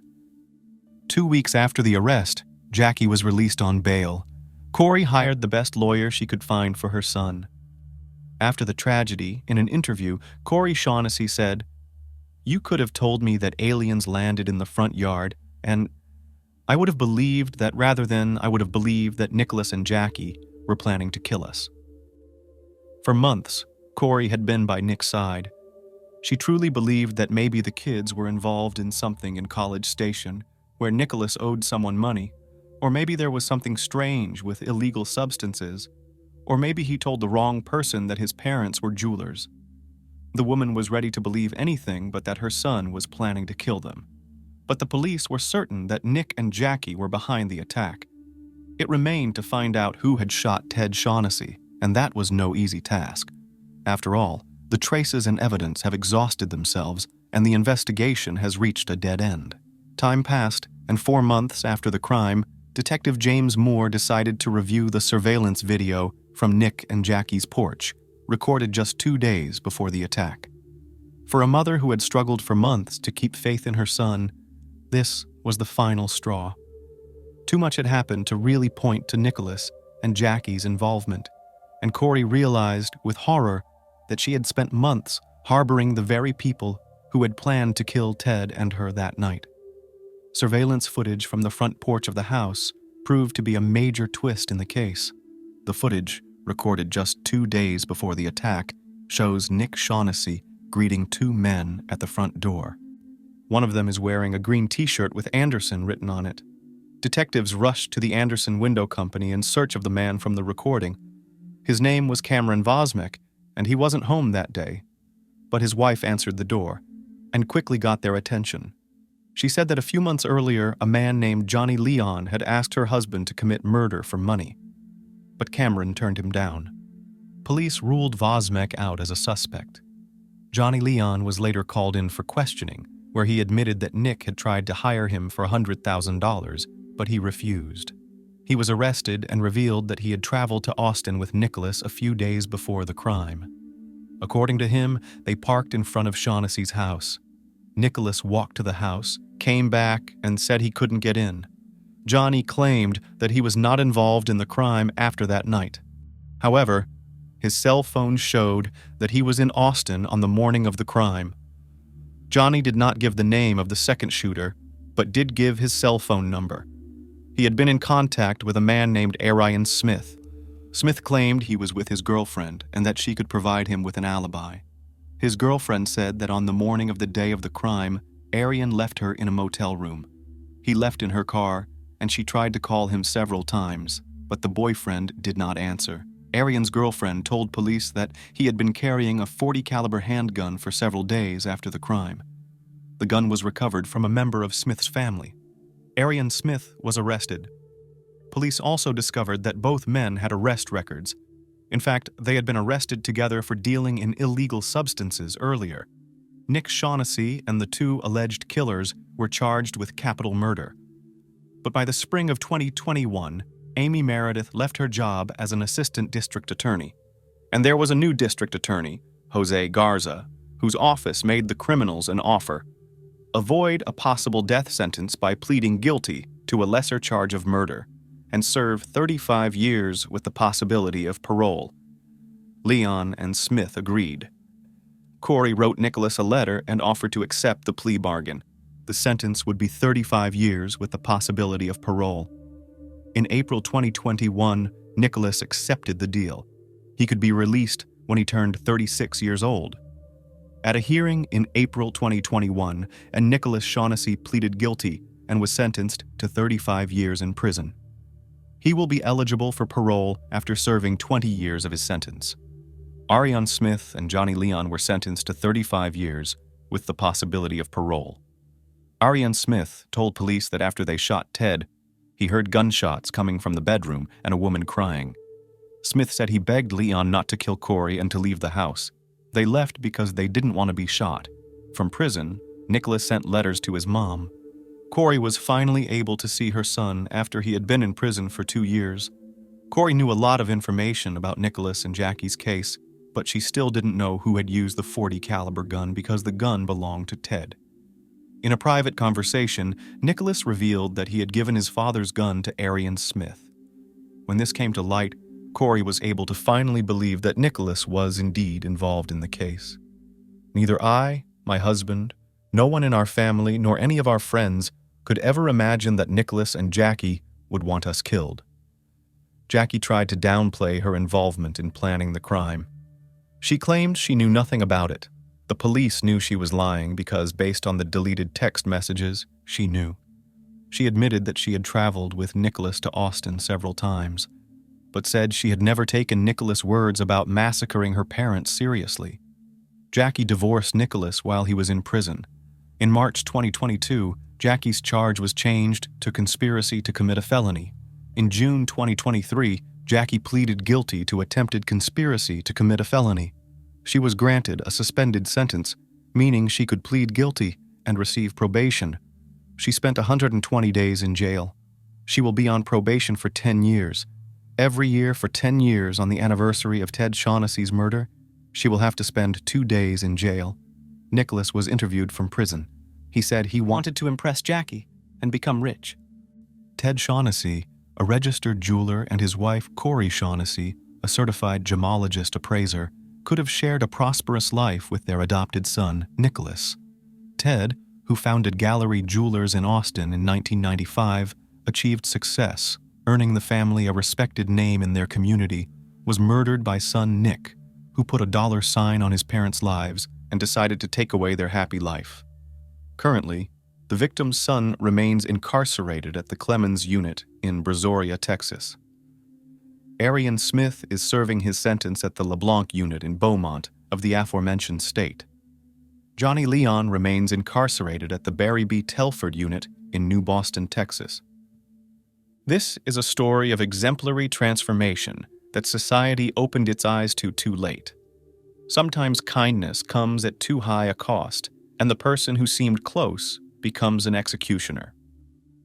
Ironically, the enthusiastic Shaughnessy's traveled to the ends of the earth to bring home a criminal.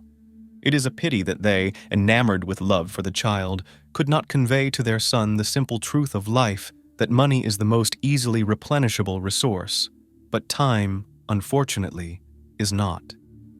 In an interview Nicholas gave from prison, he sincerely apologizes to his mother.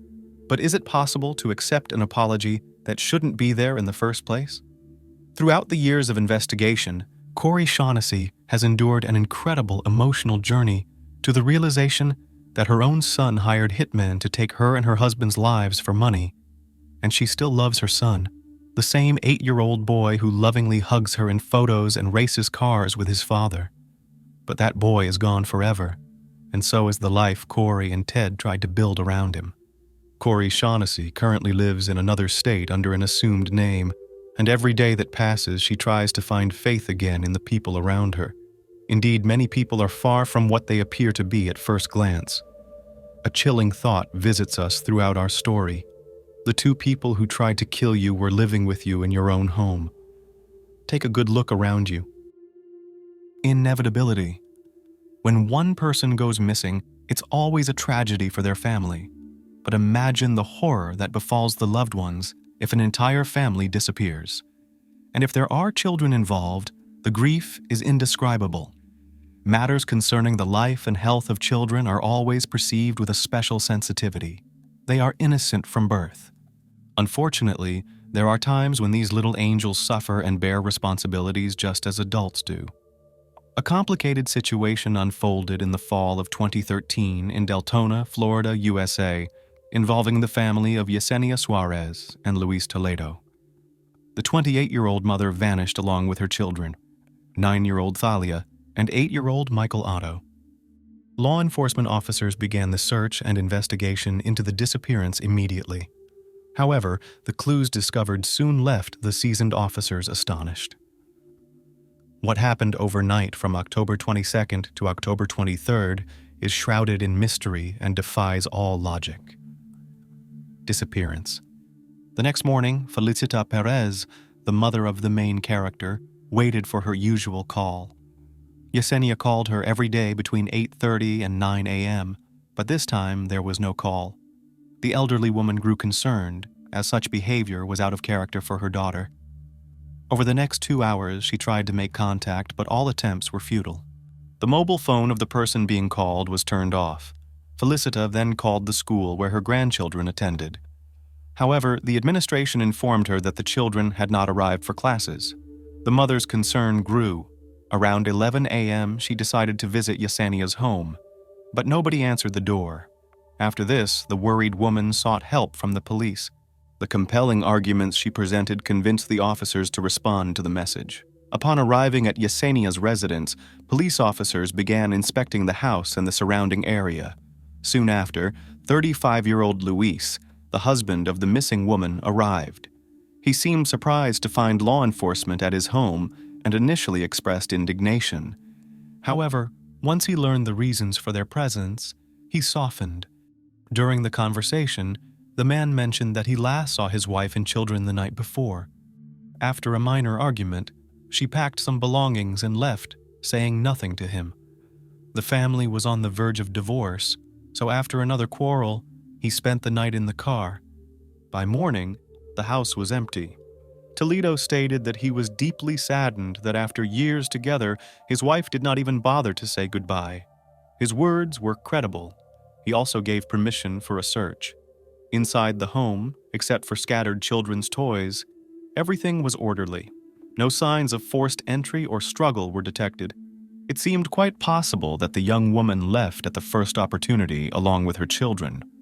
Also missing were her second car, a 2013 Honda Accord, as well as her personal items, documents, and mobile phone. Nevertheless, there were elements that raised concerns. Firstly, Suarez was very close to her relatives. Therefore, she would not have kept them in the dark and would have informed them of her plans or current whereabouts. Secondly, a peculiar smell lingered in the house, especially strong in the bedroom, bathroom, and the hallway leading from it. At places, the smell of cleaning products mixed with the scent of vinegar. This led detectives to two conclusions. Either the homeowners were exceptionally clean, or someone was attempting to destroy evidence of a crime that had occurred there. Thirdly, Felicita's account raised suspicions. She had previously told the police that on October 22nd, a terrible argument occurred between Yesenia and Luis, during which he showed aggression and struck her daughter. Finally, neighbors of the couple, who had gathered at the arrival of the police, reported strange noises coming from the house under investigation. Witnesses explained that they heard something resembling a scream around 2 a.m., but did not attach any significance to it. Altercations among teenagers in this area were not uncommon. Therefore, only when law enforcement arrived did they realize that something extraordinary had happened. On the brink of collapse. Subsequent investigations shed light on the details of the argument mentioned by the mother of the missing woman and her children. Luis suspected his wife of infidelity and had installed a tracking program on her phone. This led him to discover an affair between Yesenia and her colleague, Kevin Dren. On October 22nd, the distraught husband confronted his wife at her workplace, publicly accused her of infidelity, and slapped her. He then declared he would not hinder the lovers further. During the conflict, one of the organization's employees called emergency services to report the incident. However, Toledo left the building before the police arrived. The officers interviewed Suarez, who admitted that she often experienced such uncontrollable behavior from her husband, but had never sought help. Her statements were documented and recorded. After work, Yesenia visited her mother's house, where her children were waiting. They had dinner together, after which Toledo called her. Felicita recounted hearing about their conversation. Luis apologized and pleaded not to press charges against him. He also warned that something unpleasant might happen if she did not comply with his demands. It turns out the protagonist of the story had decided to obtain a restraining order against her husband. But after the call, she changed her mind, explaining to her family that it would only make things worse. Late in the evening, Toledo came to his mother-in-law's house and spoke with the women. He was distraught, complaining that his marriage was falling apart. He expressed his love for his family and his desire not to lose them. Yesenia, however, was determined and declared that a divorce was imminent. After this, he left. To give him time to cool off and come to terms with the new reality, The woman initially decided to stay overnight at her parental home. Nevertheless, after meeting with her husband, she took the children and returned home. Unfortunately, this was the last time the mother saw her daughter and grandchildren. Arrest. Due to the incident at Suarez's office the day before and her subsequent disappearance, the police had solid grounds to arrest Luis. The man was shocked and appeared bewildered. At the station, he reiterated his version of the events that happened overnight. After arguing with his wife at her mother's house, he went to a neighbor's place, where he stayed until 1 a.m. He then decided to spend the night in his car to avoid further conflict. At 7 a.m., he returned home and found that no one was there. Despite this, the suspect remained calm and did not express any concern for the missing individuals. He explained this by his confidence that they would soon return or make contact. He claimed Yesenia was not the kind of person who kept others regularly informed, and the current situation was just a foolish coincidence. A love story. Yesenia and Luis met in 2009 during a street festival. They were immediately attracted to each other and quickly fell in love. However, their relationship was anything but harmonious. Everyone around them was convinced that the two were not suited for each other. Suarez had been through a failed marriage before. At 24, she found herself a single mother of 2 young children. Thus, she was determined to set up their lives in the most favorable way possible. She dreamed of providing them with a good education and a better future. To this end, she re-enrolled in college and took up a full-time job. Yesenia worked for an American canine detection service in Lake Mary, a company known for training dogs to work with military and police forces. Luis, in contrast to his partner, was older and just beginning to sort out his life. He had been convicted multiple times in the past and was a former member of the Latin Kings gang. Thanks to his disposition and well-honed fighting skills, he had once held a leading position within the group.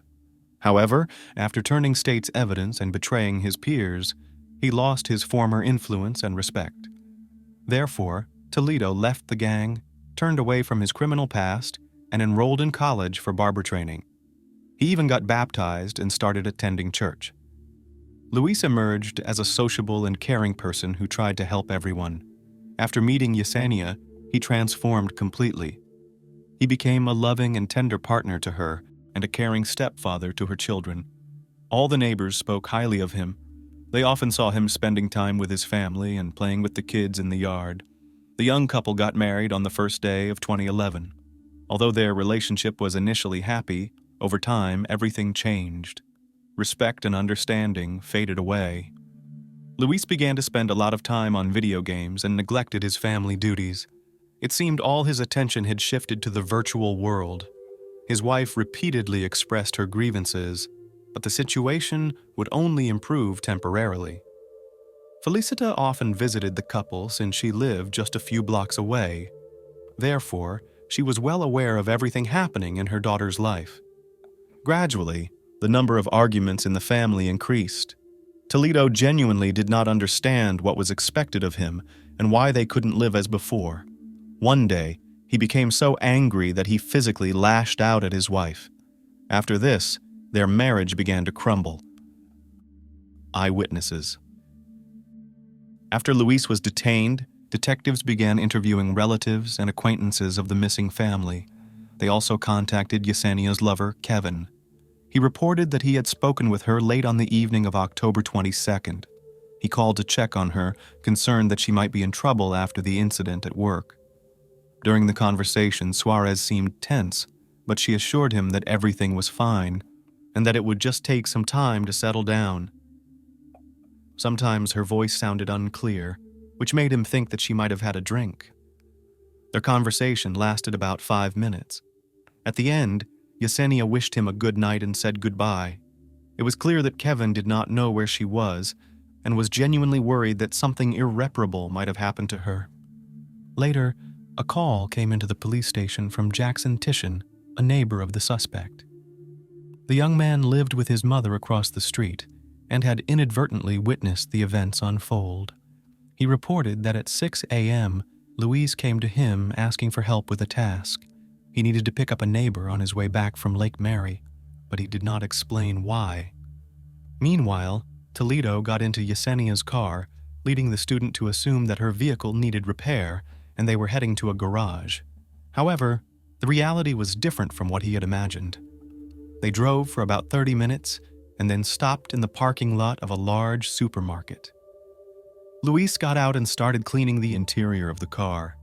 Jackson noticed how thoroughly he wiped down the cabin, all the doors and windows, using a cleaning agent.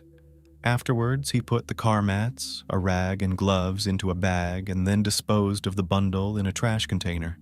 At that moment, the eyewitness did not understand what was happening and felt mixed emotions. He began to suspect that something serious had occurred the night before. Yet, on the other hand, if Toledo was hiding something, why would he take him along? After leaving Yesenia's vehicle, the men headed back. This time, Louise drove while Tishan was sent to the back seat. The ride back to Delton was silent. Unable to bear the tension, Jackson finally asked what had happened. The neighbor simply replied that he had lost his temper and refused to explain further. The incident occupied the 20-year-old student's mind all morning. But after hearing rumors about the family's disappearance, he pieced together the events and immediately called the police. Later, the young man was questioned in the office and confirmed everything he had said on the phone. He then directed law enforcement officers to the location of the sought-after vehicle and the container where Luis had discarded the items. Armed with Jackson's testimony, detectives summoned Toledo. Everyone hoped to see Yesenia and her children alive, so they hoped the alleged criminal would confess sooner rather than later. Therefore, they informed him of everything the neighbor had reported and asked him to comment on these statements. However, the suspect suggested that the law enforcement officers were bluffing and refused to engage in conversation. Investigation. Detectives knew that solid evidence was needed for substantial accusations, so they didn't rush things and instead headed to the parking lot. The sought-after car was indeed there, but it was empty. However, Yesenia's personal belongings were found inside: her purse, Idaho card, wallet, work pass, and mobile phone. Forensic experts examined the vehicle for DNA, blood, or fingerprints, but were unable to find anything conclusive. The experts stated that this was because the car had been cleaned thoroughly. Later, it was discovered that the garage keys still bore a single fingerprint, which turned out to be the suspect's. In the trash bin that Tishan had pointed out, they found a bag containing cleaning supplies, a rag, and some clothing. Additionally, bloodstains were found on the discarded mats and men's shoes. A wet shower curtain and the same cleaning products were then found in a container near the couple's home. When the house was thoroughly inspected, it was difficult to find any traces. However, experts were able to find a few stains in the bathroom. Blood spatters were found on the cabinet doors and on the floor under the bathtub. DNA analysis determined that they belonged to Talia and Michael. After this discovery, the lead detective expressed doubt that the missing persons would be found alive. Nevertheless, the search continued. The operation involved relatives and acquaintances of Yesenia, as well as numerous volunteers. They searched everywhere, using dogs and divers, but to no avail. It became obvious that the only person who could give any information was Luis, but he continued to remain silent. Confession. Eventually, during the third interrogation, Toledo cracked and confessed to Yesenia's death. However, he continued to deny that he had harmed the children. He recounted that Jackson Tyshawn had come over to his house in the evening to play video games. Suddenly, his wife and children appeared on the doorstep. She no longer liked his games and was even more upset by the events of the day, so she demanded that they leave. But when Luis refused, Yesenia walked up to him and started shaking him by the shoulders. To make her stop, he punched her in the neck. Unfortunately, he didn't calculate the force and the blow proved fatal. She couldn't breathe. I could see her gasping for breath and I couldn't do anything to help. She ended up dying looking at me. The suspect finished his story. The detective then provocatively asked, "Do you miss your children? Would you trade places with them?" Toledo nodded silently. The investigator then asked him to explain how they died. The suspect's behavior changed, and he stated that they were massacred by a neighbor who was present. After Yesenia's death, Talia and Michael ran into the room. They saw their mother lying on the floor and began screaming. Luis therefore asked Jackson to take them to another place. However, he soon heard loud noises and followed them into the bathroom. When he looked inside, he saw that they were lying on the floor and the neighbor was holding an axe. Luis burst into tears. The man added that after the incident, he was in shock and lost all self-awareness, and Jackson took advantage of the situation and got rid of the bodies. There was silence in the interrogation room. The last hope of finding the missing alive was gone. All that remained was to find the bodies, but the likelihood of finding them was rapidly diminishing. The detectives doubted the man's sincerity. Nevertheless, his claims had to be verified. So Jackson Tycon was questioned again. He was immediately told the neighbor's version of events. The young man stated that after returning home from college, he never went out again. He also noted that he had no reason to end the lives of Yesenia or Michael and Talia. Moreover, he personally went to the police and reported the incident. Soon his alibi was confirmed. He was cleared of suspicion and released home. The desire to end it all. The search for Yesenia, Michael, and Talia continued relentlessly. Despite considerable public attention and the large number of people involved, the efforts were unsuccessful. Every neighborhood was combed, including woods, bodies of water, and local landfills, all to no avail. Detectives feared that without the bodies, there might not be enough evidence to convict. However, something unexpected soon happened. During one of the routine interrogations, Toledo asked to use the restroom. Accompanied by several officers, since the restroom was at the other end of the building, they had to walk a short distance. During this walk, the detainee asked for a favor. He wanted to be taken home so that he could end his life. Understandably, he was not released. Instead, Luis asked the officers to remove his handcuffs so they could shoot him as if he were trying to escape. This bizarre request was also ignored. In response, one of the officers asked where his family's bodies were. Toledo muttered that he would never reveal that information. When the detainee entered the restroom, he managed to close the door behind him. Soon, there was the sound of breaking glass.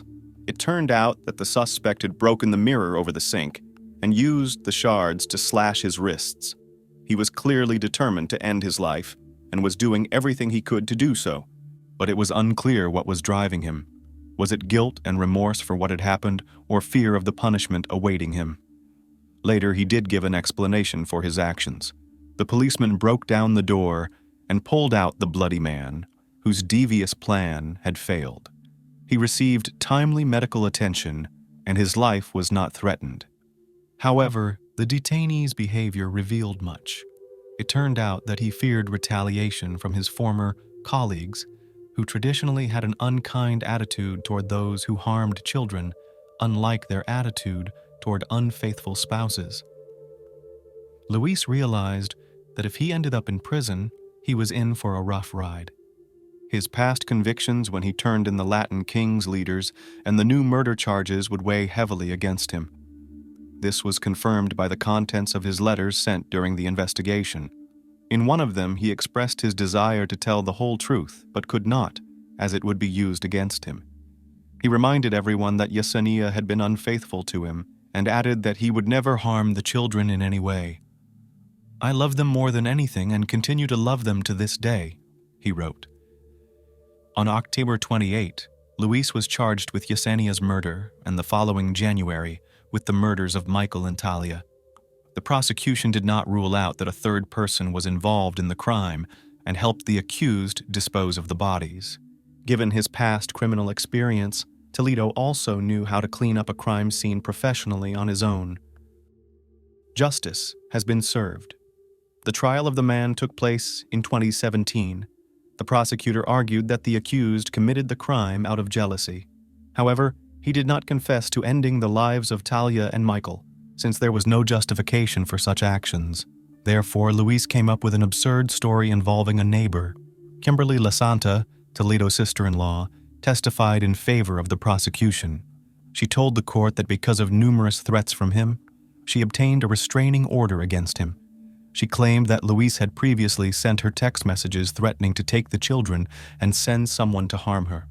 At trial, She testified to her constant fear of him and produced the saved text messages. The defense, on the other hand, attempted to incriminate Jackson Tycon, resulting in a lie detector test and searches of his home and car, though nothing incriminating was found. That day, Jackson was indeed troubled by Luis's erratic behavior. Luis looked tense and scared, but Jackson didn't bother to get to the bottom of it because he couldn't imagine the horrible events that had transpired. Felicita and the children's biological father attended the trial. Relatives of the victims seemed overwhelmed with grief and were almost ready to confront Toledo in the courtroom. After 7 hours of deliberation, the jury found the defendant guilty of second-degree murder in the case of Yesenia and first-degree murder in the case of Talia and Michael. Luis was sentenced to 3 life terms without the possibility of parole. Interestingly, he initially asked for the death penalty, explaining that death row inmates do not face other inmates, and therefore he would not face retaliation from former gang members with whom he was once associated. The defendant knew that there was a bounty on his head and that he would suffer for the rest of his life. Everyone but the defense was convinced that Toledo had no remorse for his actions, but was simply afraid of what awaited him after the trial. The relatives of the victims were satisfied with the verdict. Outcomes. It is known that Yesenia and her children were active members of the Spanish-speaking Seventh-day Adventist church community in Deltona. The mother was studying at Rollins College in Winter Park, Florida. In spring 2014, she was expected to graduate with honors with a bachelor's degree in human resources management. After her disappearance, the college posthumously awarded her the degree. As of April 2024, the convicted Toledo continues to serve his sentence. He claims that he did not interrupt Talia and Michael's lives and does not know the whereabouts of their bodies. In one of the letters written from prison, he appears to have coded the message, writing that he sent 3 boxes, 1 large and 2 small ones. The large package reached its destination and the 2 small ones were fine. He added that he cared about what happens to him next, but he was innocent of the charges against him. Perhaps in this way, he wanted to let his acquaintances know that his conscience was clear and he should not be punished. Nevertheless, the evidence was against him. Even the fact that he had previously served 4 years for burglary, robbery, and kidnapping spoke volumes. It is possible that he did lose control of himself and committed inexplicable acts. Experience shows that those who embark on a criminal path rarely get off it. The Salma Montes case. Why did a young student pay with her life? Our today's story, widely publicized as the Salma Montes case, took place in Mexico just a few years ago. The victim was a young law school student who was guilty of breaking off her engagement to her fiancé, who abused her. For this, the 22-year-old girl paid for her life in the most brutal way, and her executioner, with the support of loved ones, was confident that he would escape punishment. In a wicked irony of fate, Salma studied at the faculty, specializing in crimes against women. Who is Salma Montes? Our current heroine was born in 1996, November 18th, in a small Mexican town, Delicias, located in the state of Chihuahua, in the northern part of the country. The full name given to her at birth is Salma Yajaira Montes Soto. She was the youngest of 2 children in the family and was raised with her older sister Karen. The girl's birth father, whose name was Gabriel, passed away from a heart attack when Salma was barely 4 years old, and her sister was 8 years old. Since then, their mother Soledad raised the children on her own. The woman never married again and devoted herself to her daughters, doing everything to ensure that they did not need anything. Salma grew up a kind, sociable, and responsive girl. She had many friends from an early age. She adored animals and always came to the aid of others at the first call. Those around her characterized her as a petite, smiling brunette with incredibly beautiful eyes and a kind soul. As a child, Salma, playing with her sister, fell off the swing and split her eyebrow, which left her a small scar in the form of a crescent moon, but it did not spoil her attractive appearance, and rather even became a kind of highlight. In adolescence, the girl, like many of her peers, decided to make a few small tattoos, which, as it seemed, reflected her inner world and state of mind. Her mother, although she was a person of conservative views, did not object and prevent her younger daughter's self-expression. She did well in school, although she was not an excellent student. She dreamed of getting a higher education, but knew that her family has no money to pay for expensive university tuition, and therefore made every effort to get a scholarship and study for free. Although not without difficulty, but Salma succeeded, and she became a student at the prestigious National Autonomous University of Mexico. The girl entered the Faculty of Law, choosing a specialization, crimes against women. Roman with a butcher. In 2006, the 20-year-old student met a young man whose name was Kevin Gualberto Pilcaster. The guy was 5 years older than her. He worked as a cook in one of the local catering establishments and dreamed of a career as a restaurateur. It is noteworthy that the young man began his professional career as a butcher, cutting up cattle carcasses in a butcher's shop owned by his family. Kevin was quite nice, good-looking, and courteous. He knew how to make a good impression, and he seemed to Salma to be a good guy. Between them began a friendly communication, which very quickly turned into a romantic relationship. 5-year age difference was not a serious obstacle, and about a year later the couple officially engaged. Members of the Pilcaster family gladly accepted Salma, despite the fact that her family was much more modest in terms of material wealth. They believed that the young beauty has a positive effect on Kevin, who next to her literally glowed with happiness. But there was another reason, which they preferred not to talk about. As it turned out, the guy had attacks of aggression, from which suffered all those who were unlucky to be at that moment near. However, after the engagement, as it seemed to everyone, he became a little more restrained and calm. But Soledad and Karen did not want to be related to the rich chosen Salma. They noticed a change in Salma's behavior, which caused them genuine concern. Since the beginning of their relationship with Kevin, she became withdrawn, often crying, closed in his room, and from the smiling and cheerful leader has not left a trace. At the same time, Salma desperately tried to convince her mother and sister that she was fine. In addition, her face and body were periodically bruised, which she carefully tried to hide, and their origin was not explained in any way, avoiding an answer. When Salma accepted a marriage proposal from her boyfriend, her loved ones were shocked and desperately tried to dissuade her from marrying a guy who abuses her. But the young student, despite everything, was in love with her chosen one and naively believed that everything would change for the better. A scandalous breakup. Time passed, and Kevin became more and more irascible, aggressive, and intemperate.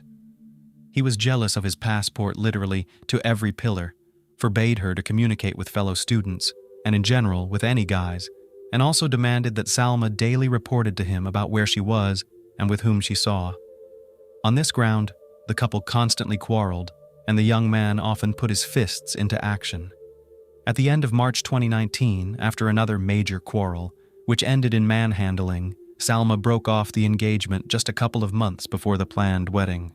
For her fiancé, it turned out to be a terrible blow, but not because he loved the girl, was very worried about it and wanted to fix everything, but because he took the deed of the chosen one as a personal insult. First time, Kevin tried to return the bride, but he did it in an ultimatum and orderly form.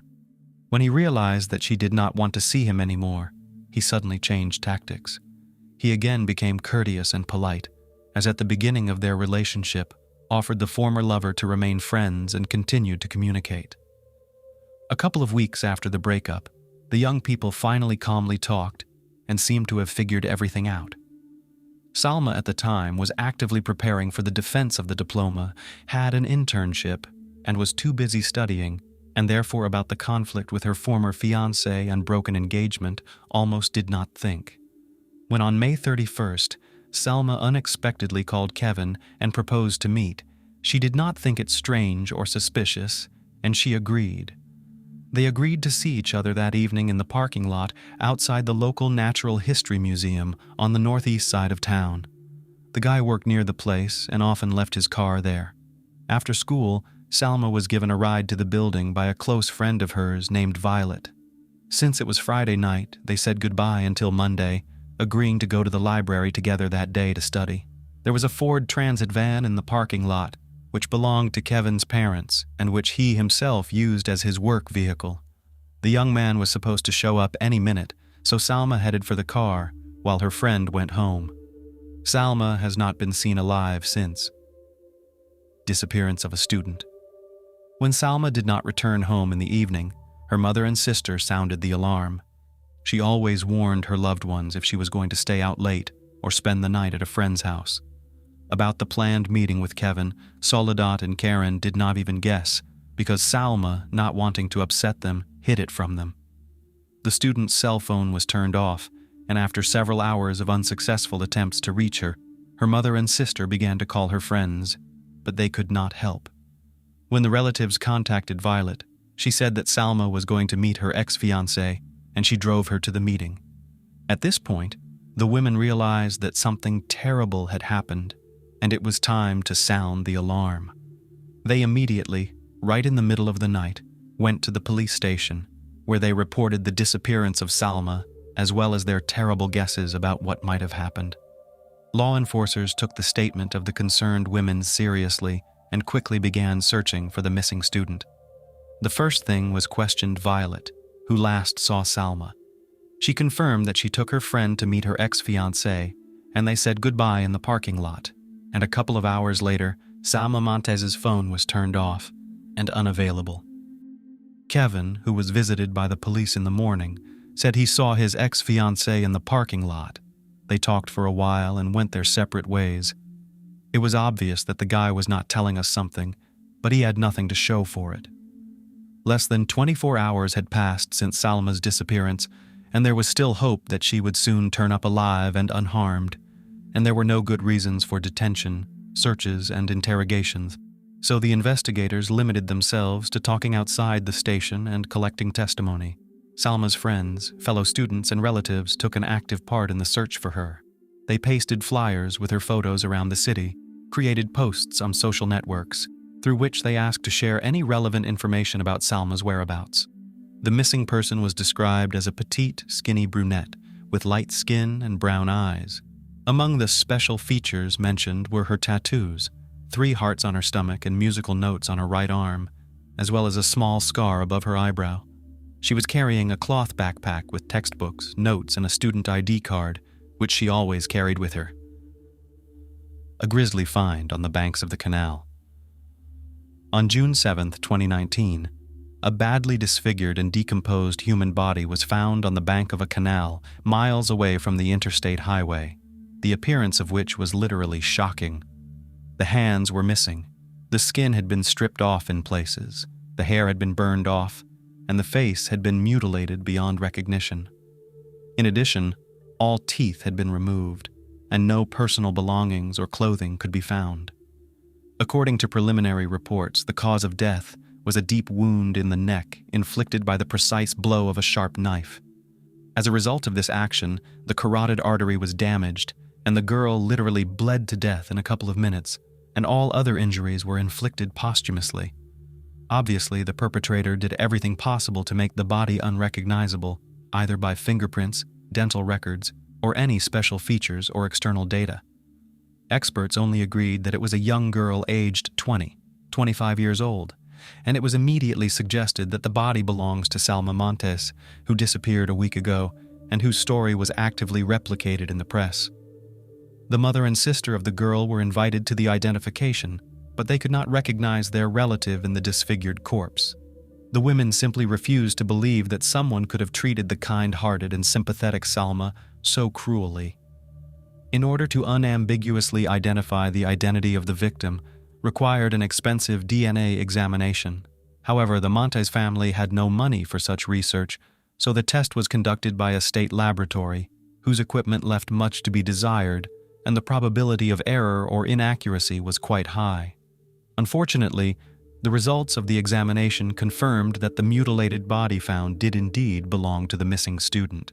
However, the grief-stricken relatives of the girl still refused to believe it, and announced on social networks to raise funds for a second examination in a private laboratory with more accurate and modern equipment. Hundreds of concerned people responded to their request, and the necessary amount of money was collected quickly enough, but, alas, The retest only confirmed the results of the previous one. It was Salma, the only suspect.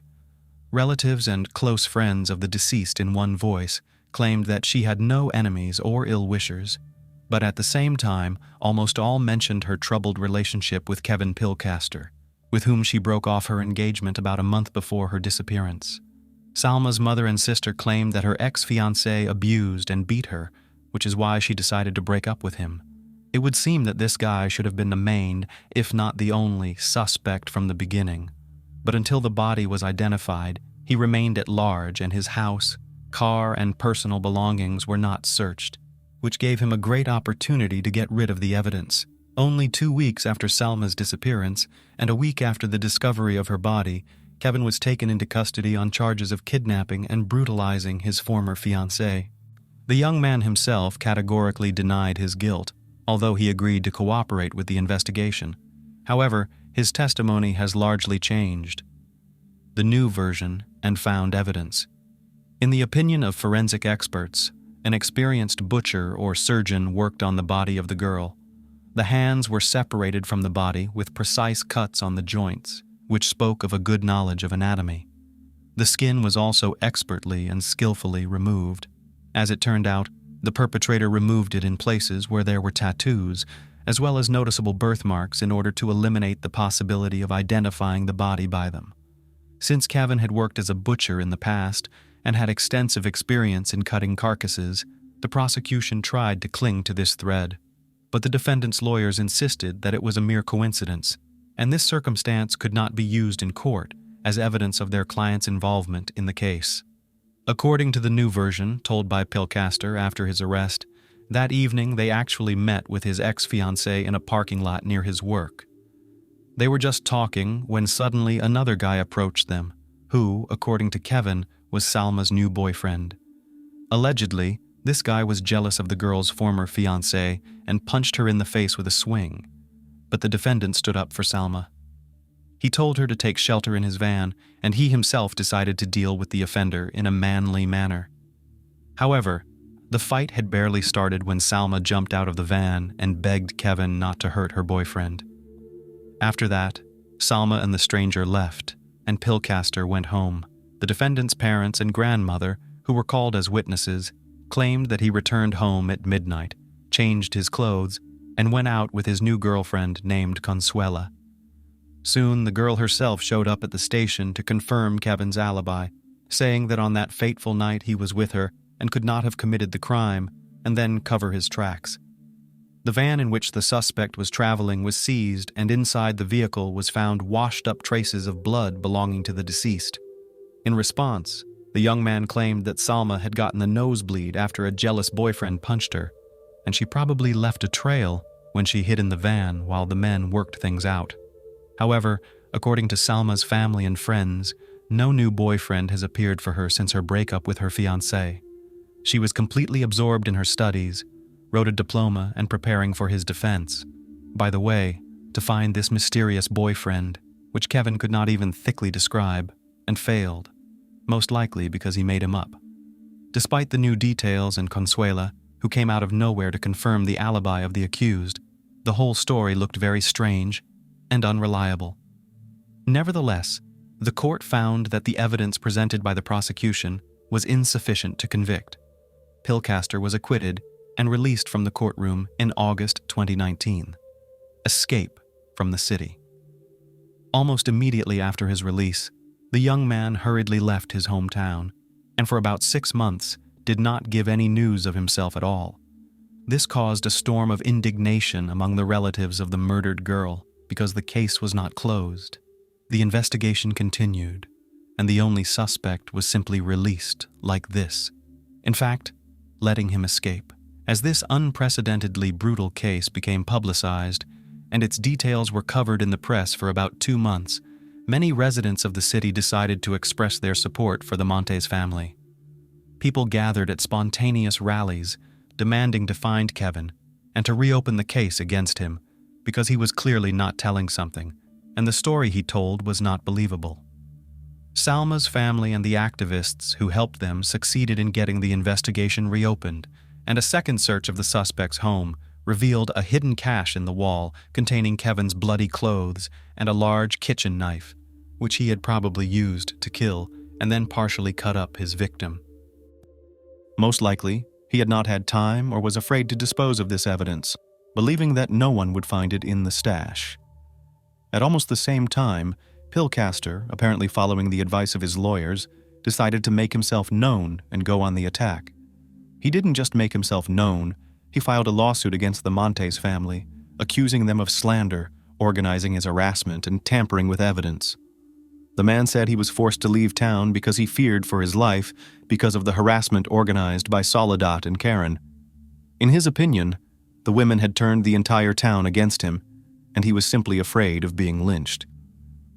As evidence, Kevin provided a mass of anonymous, threatening messages that he received on a daily basis, all because his personal information, including his phone number and email address, was published on the internet, as he assumed it was done by relatives of his ex-fiancée. He also claimed that he was being guarded under the house by unknown people who threatened to do away with him and his family.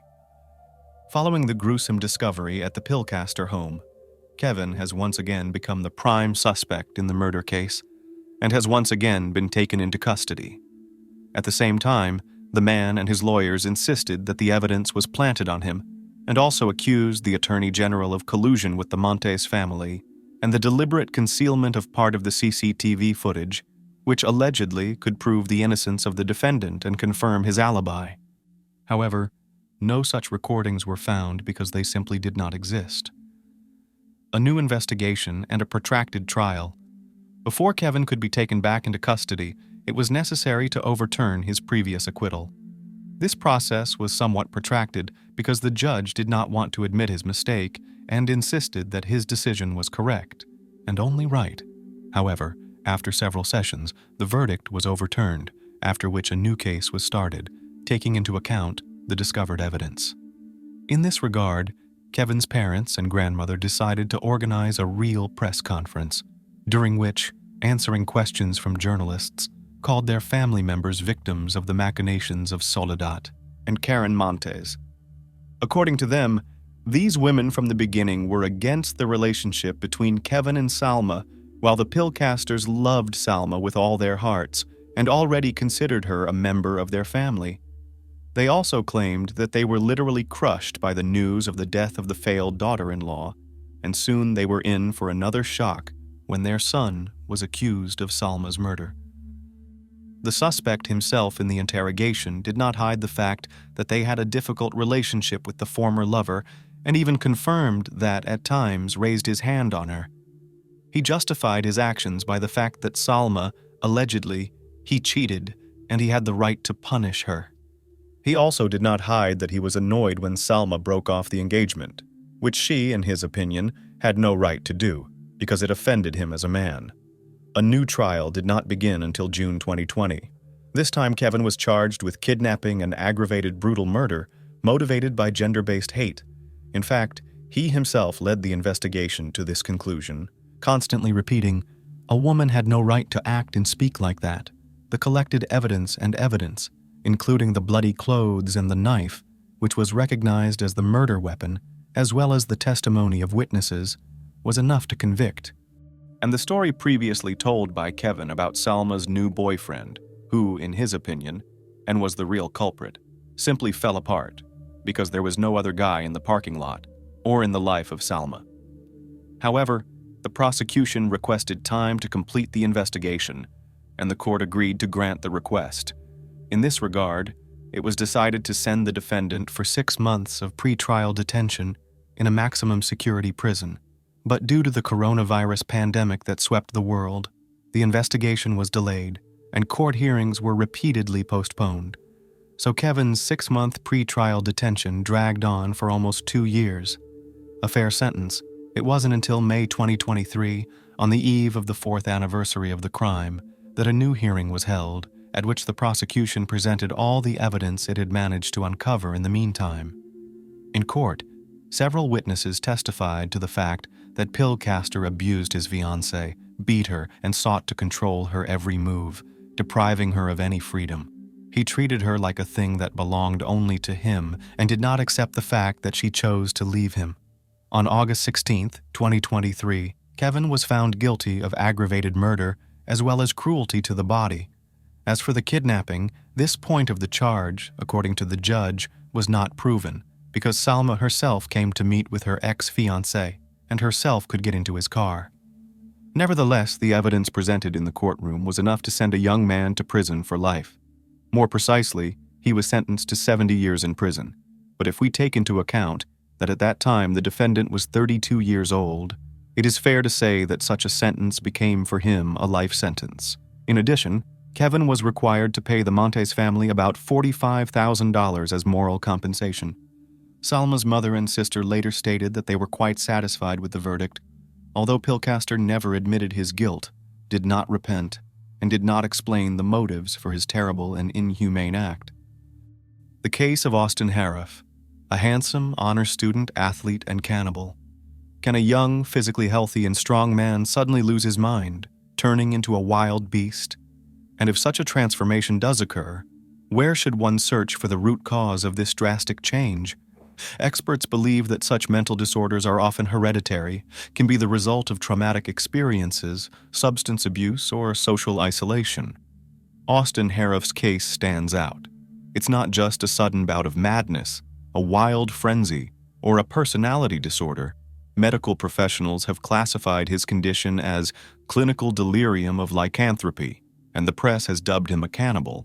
It's believed that the young man suffers from a rare psychiatric syndrome where the patient believes they are transforming into an animal. However, the families of the victims, both injured and deceased from his transformations, are convinced that Harif feigned insanity to avoid accountability.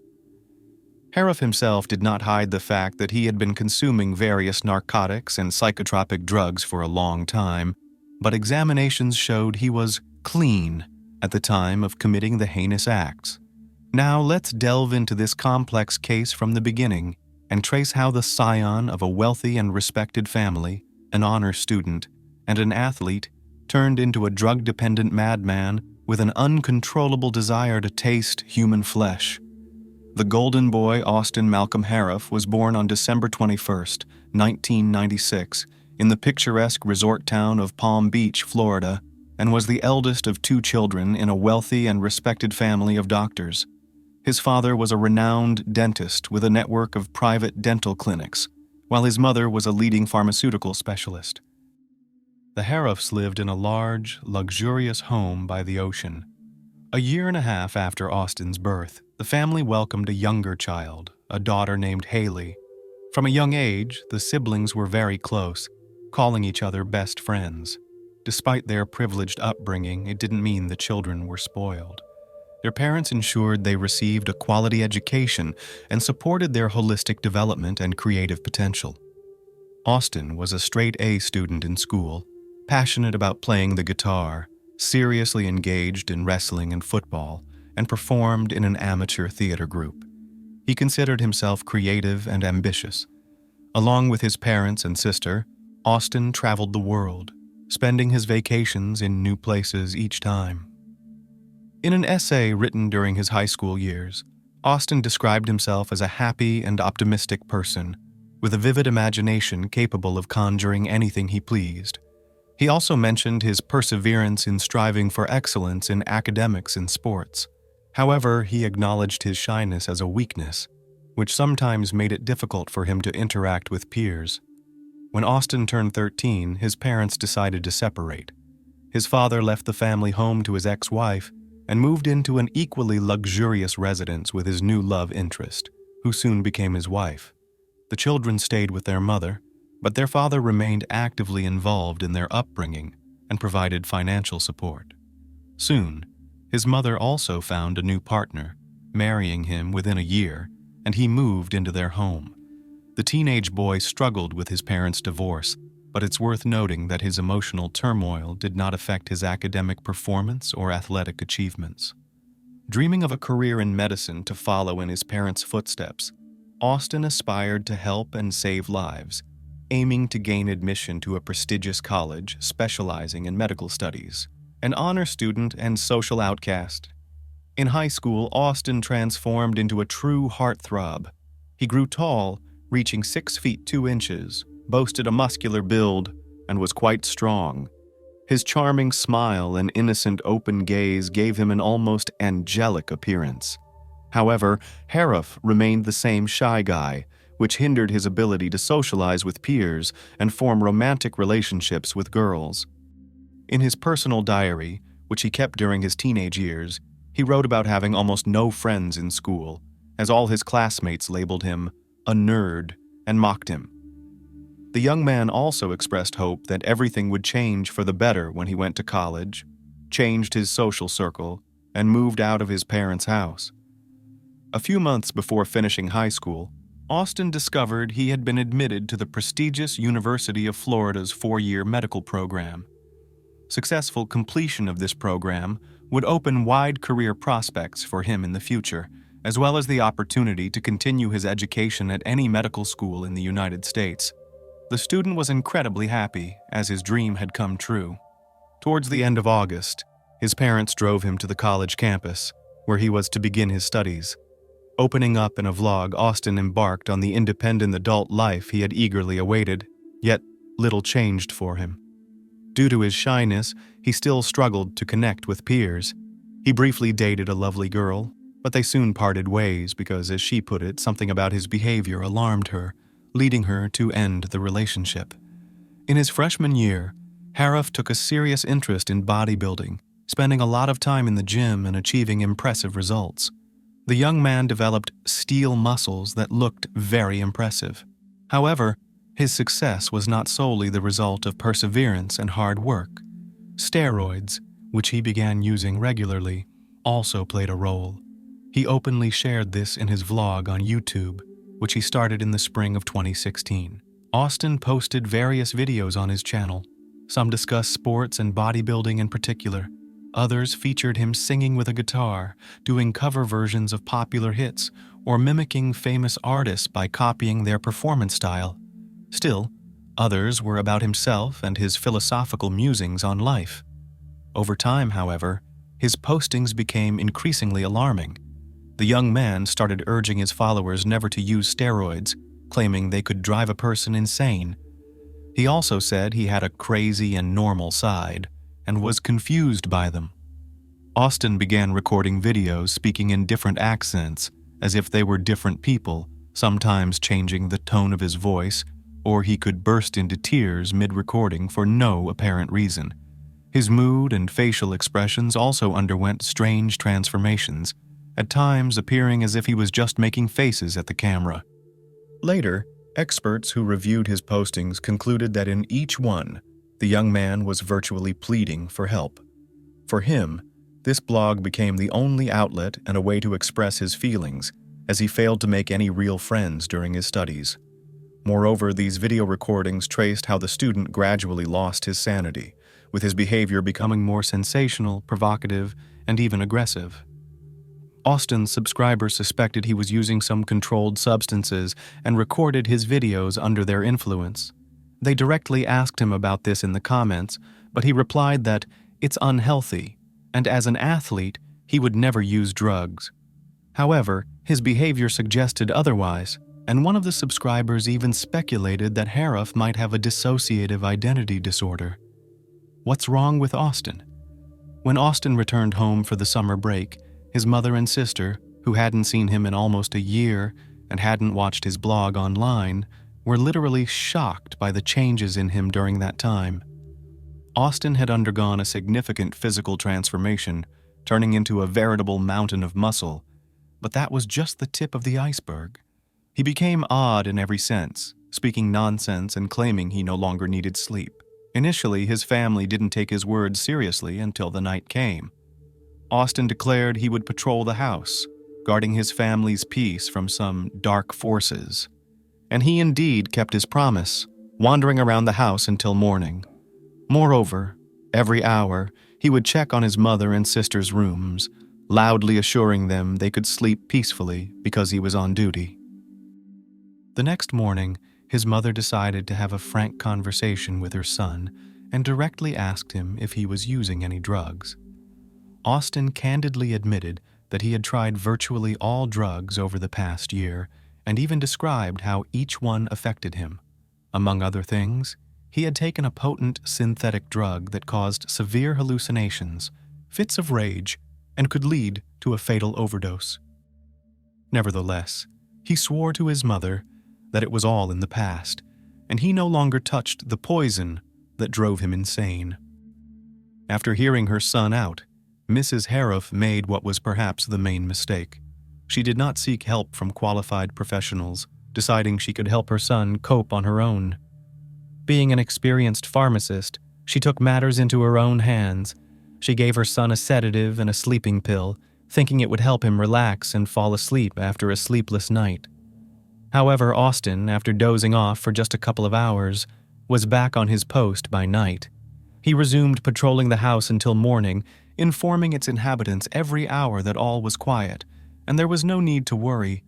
This went on for several weeks, but the mother still refused to involve psychiatrists or even inform her ex-husband about the situation. Early on the morning of August 13th, Austin knocked on the door of a former classmate living a few blocks from him. The girl was quite surprised since they hadn't seen each other in over a year, and he hadn't warned her of his visit. When she asked the reason for his appearance, Austin said he had forgotten what year he was born and urgently needed this information. The puzzled classmate answered that it was in 1996, after which the young man abruptly turned around and left without a word. Austin's stunt scared and puzzled the girl, so she immediately called Mrs. Harroff and told her everything, asking if the boy might be using prohibited substances. Only then did the woman decide to call her ex-husband, who was working in another state, and shared her concerns that something was seriously wrong with their son. The boy's father flew to Florida the next day and, after talking with his son, suggested he voluntarily check into a clinic for an examination, to which the young man categorically refused. Then the man had a heart-to-heart conversation with his ex-wife, and together they decided to send their son for compulsory examination and subsequent treatment in a drug rehabilitation or psychiatric facility. However, they were unable to do so in time. A disturbing confession. The next day, Austin's friends invited him to join them at the beach, given the hot and sunny weather. His mother insisted that Haley go along to keep an eye on her brother. Austin was excited about the outing, but dressed unusually warm for the beach, as if heading to the mountains instead. He wore a thick athletic hoodie with long sleeves, matching pants, boots, and ski goggles. When his friends saw him dressed like that, they were initially silent, then burst into laughter a few seconds later. They teased Austin, asking why he was dressed that way and if everything was okay with him. Austin became seriously angry, shouting that if they thought he was crazy, then he would act accordingly and end one of their lives. The boys didn't take his words seriously, but backed off just to be safe. Haley noticed her brother was on the verge of a breakdown, so she decided to talk to him and calm him down. During their conversation, unheard by the others, Austin told his sister that he wasn't entirely human, but half-wild animal, immortal, and possessed superhuman strength. His words frightened her, but she tried to remain calm to avoid provoking aggression from her brother. At the beach, Austin acted completely normal and natural. He joked, laughed, played volleyball with friends, and goofed around. As evening approached, they said their goodbyes, and everyone went their separate ways. Austin and Haley headed towards a small restaurant near the coast where they planned to meet their father and his current wife. On the way, Austin told Haley he intended to test his immortality, then headed towards a busy highway, planning to cross it inappropriately, directly through the fast-moving traffic. When Haley realized what was happening, she ran after her brother and physically dragged him away, begging him to hurry because they were expected. Austin agreed that they shouldn't make anyone wait, and silently followed his sister. At dinner, Austin behaved oddly again, silently getting up from the table several times to go outside, looking around as if he feared someone, then returning. He then decided to tell his father and stepmother about his immortality.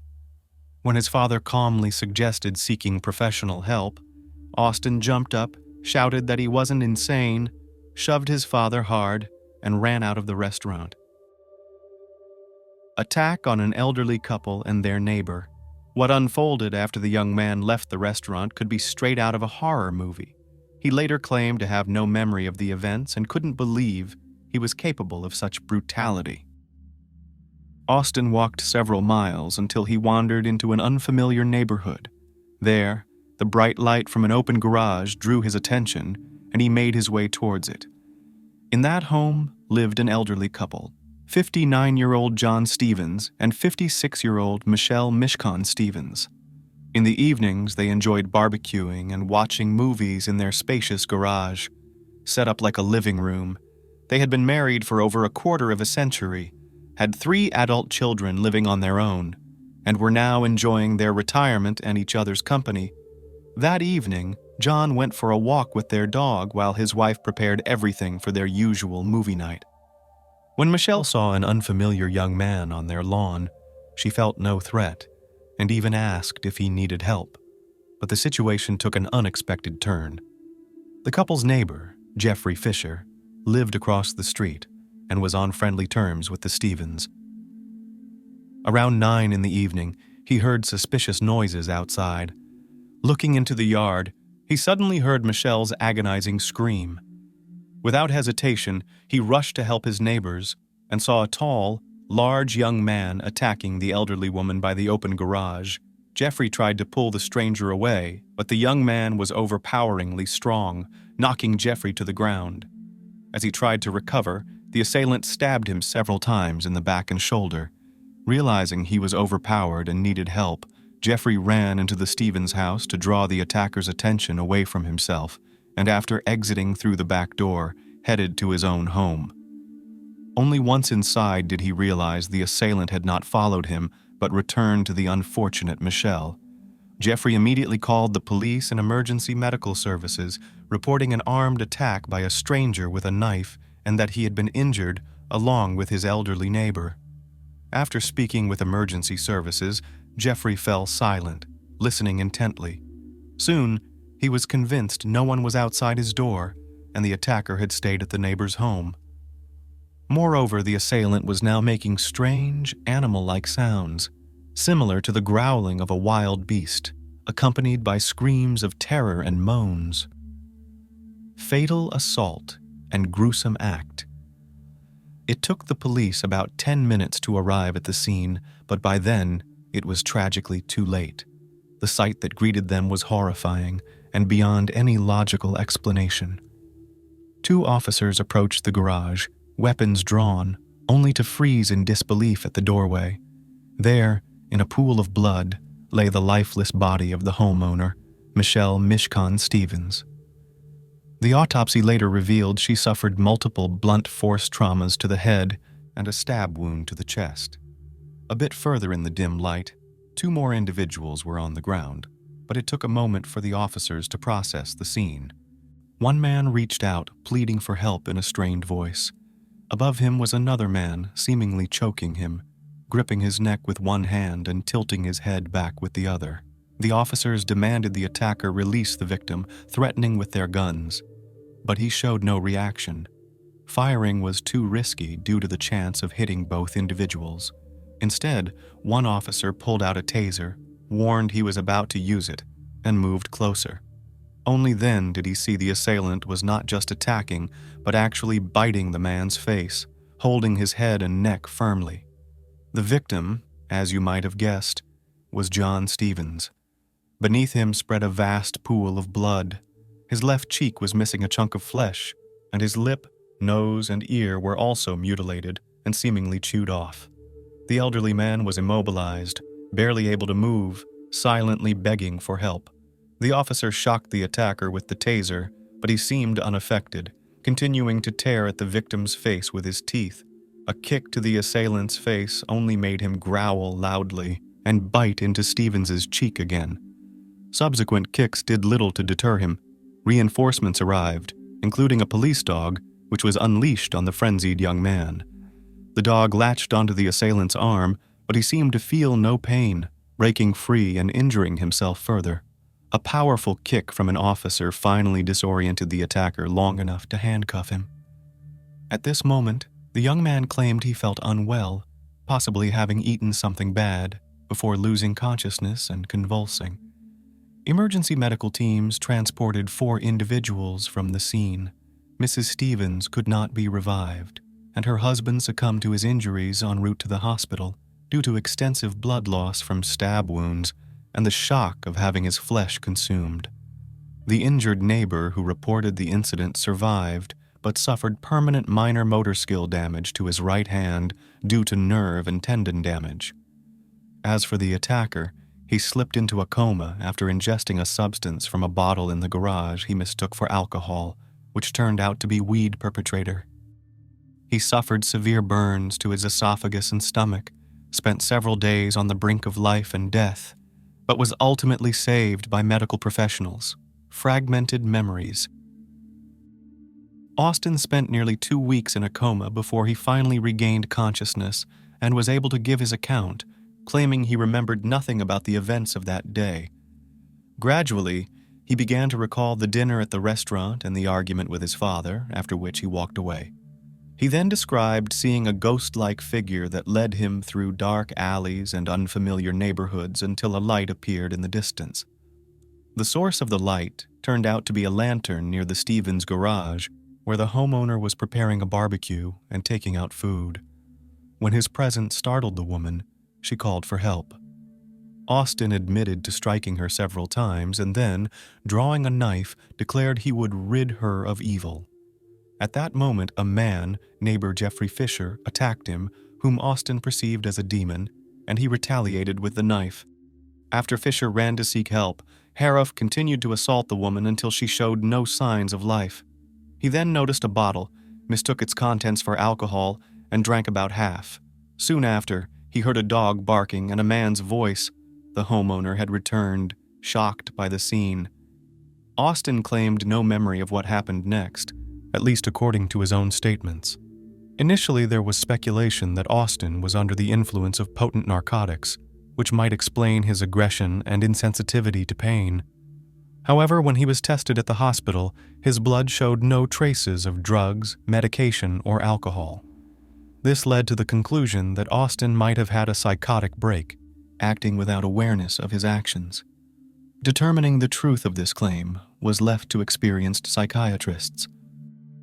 Between the courtroom and psychiatric care, the case of Austin Hariff gained widespread media attention due to its unprecedented brutality and ambiguity.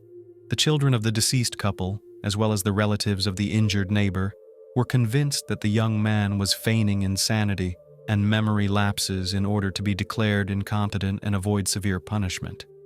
This sentiment was shared by the majority of those following the case.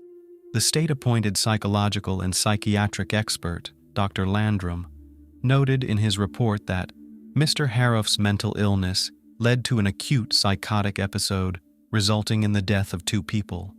However, the prosecutor argued in court that he did not believe the defendant met the legal definition of insanity at the time of committing the crime.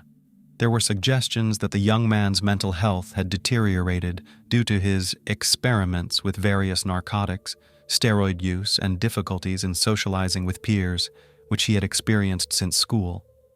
However, at the time of the crime, he was clean, with no traces of illegal substances or alcohol found in his blood, indicating that the reasons for his aggressive behavior lay elsewhere. During one of the court hearings, Austin's father revealed that there was at least one confirmed case of schizophrenia in their family, and he feared that this severe illness had been passed on to his son. It's worth noting that the student was suspected of having a rather rare disorder known as clinical lycanthropy delusion. Such a diagnosis could explain why the young man behaved like a wild beast and was impervious to pain, but none of the psychiatrists examining the defendant confirmed it. After treatment, Austin was transferred to jail, but the case remains unresolved to this day. The young man is still awaiting trial, and his lawyers insist that he is mentally ill. Meanwhile, the relatives of the deceased couple and the injured man have expressed hope in the interviews that Harif will be found competent and sentenced to death for his heinous acts. On January 12, 2023, CBS News Minnesota aired a 24-second clip of the death of gray-haired old man Donald Blome. He died on January 10, 2023, at the age of 73 from natural causes consistent with age. But who was this old man who made it into the news summary? Donald Blome is a brutal maniac and criminal who served a life sentence in prison and despite his deeds died his death. Donald Blome's death brings to an end a long-running saga of violence and depravity that began in the 1970s and saw him commit a series of heinous crimes, culminating in the brutal murder of Cathy. Despite his long history of violence, Blome managed to evade justice for years until a chance encounter led to his capture and punishment. He began his crime spree in 1975 when he kidnapped a young girl. The pervert gagged her and took advantage of her, then locked her in the trunk of his car, but the girl was not timid, and she managed to escape and later handed over to the police criminal. Blome was tried and found guilty, but the punishment was too lenient, and in 1978, when he was free, he again committed aggravated assault. In 1983, he was arrested for criminal sexual conduct. That same year, he threatened 2 young girls in a remote area with a knife, tied them to a tree and stuffed socks in their mouths. He choked and revived one of them several times and repeated that he was going to do something terrible to them. The girls were rescued when a police patrol saw their improperly parked car and responded quickly to find the owner. Blome then fled into the woods and later changed his appearance by dyeing his hair. He was arrested 2 months later. When one of the girls recognized him, he pleaded guilty to the crime, but the newly received punishment did not reform him. During an examination in 1992, the psychologist concluded that without close supervision and monitoring, Blome would resume antisocial behavior in the near future. Antisocial behaviors are actions that are harmful or disregard the mental state of others, which is exactly the state the psychologist predicted Donald would be in. However, Blome managed to change his name, get a job, and get married. By May 1999, he had 6 felony convictions on his record, 5 of which involved kidnapping and violence. But who is Donald Blome, and where does the cruelty and desire to dominate others come from in an ordinary man? Let's get to the bottom of it, because perhaps the answer lies in the man's rather troubled early years. Donald Alban Blome was born on February 5, 1949, in the state of Minnesota. He was an American by nationality. Blome had a troubled childhood as he was often abused by his father from his early age until his teenage years. By then, Donald Blome was already drinking heavily and exhibiting behavioral problems, and in 10th grade he went to a reform school where he often skipped classes. The trauma of a violent relationship with his father is likely what led him to develop behavioral and alcohol problems. This was especially evident as he entered puberty. But let's take a closer look at this story through the eyes of a mentally healthy person and ponder where the chain of events that led to the man's disappearance broke down. On May 26, 1999, Caitlin Poirier was working the night shift alone at a convenience store at a service station. After midnight, a customer of the store called the police to report that the clerk was gone. Police officers who arrived on the scene found the store was indeed empty. They checked the surveillance video and saw a large man holding Cathy by the neck lead her out of the store around 11:40 p.m. He was wearing jeans, a backwards baseball cap, and a New York Yankees jersey with the number 23 on the back. The fragile young woman was apparently forced out of the store. Catherine Honeck, an employee of the Subway restaurant that was next to the store from which the girl disappeared, was questioned by police. She said that shortly before the Subway store closed around 10 p.m., she saw a man acting strangely. After closing, Honeck drove home, and coincidentally, she encountered the man who was leaving the store on the road. She noted that the stranger was driving a black Ford F-150 pickup truck with an extended cab with white markings on the side, The pickup truck looped around the maintenance area several times before entering Moose Lake and stopping in the parking lot of a local cafe. Honeck also reported that Cathy's car was still in the parking lot when she left work. Based on her description and partially recovered surveillance camera footage, a rough sketch of the kidnapper was made. He had long blonde hair and appeared to be about 25 years old.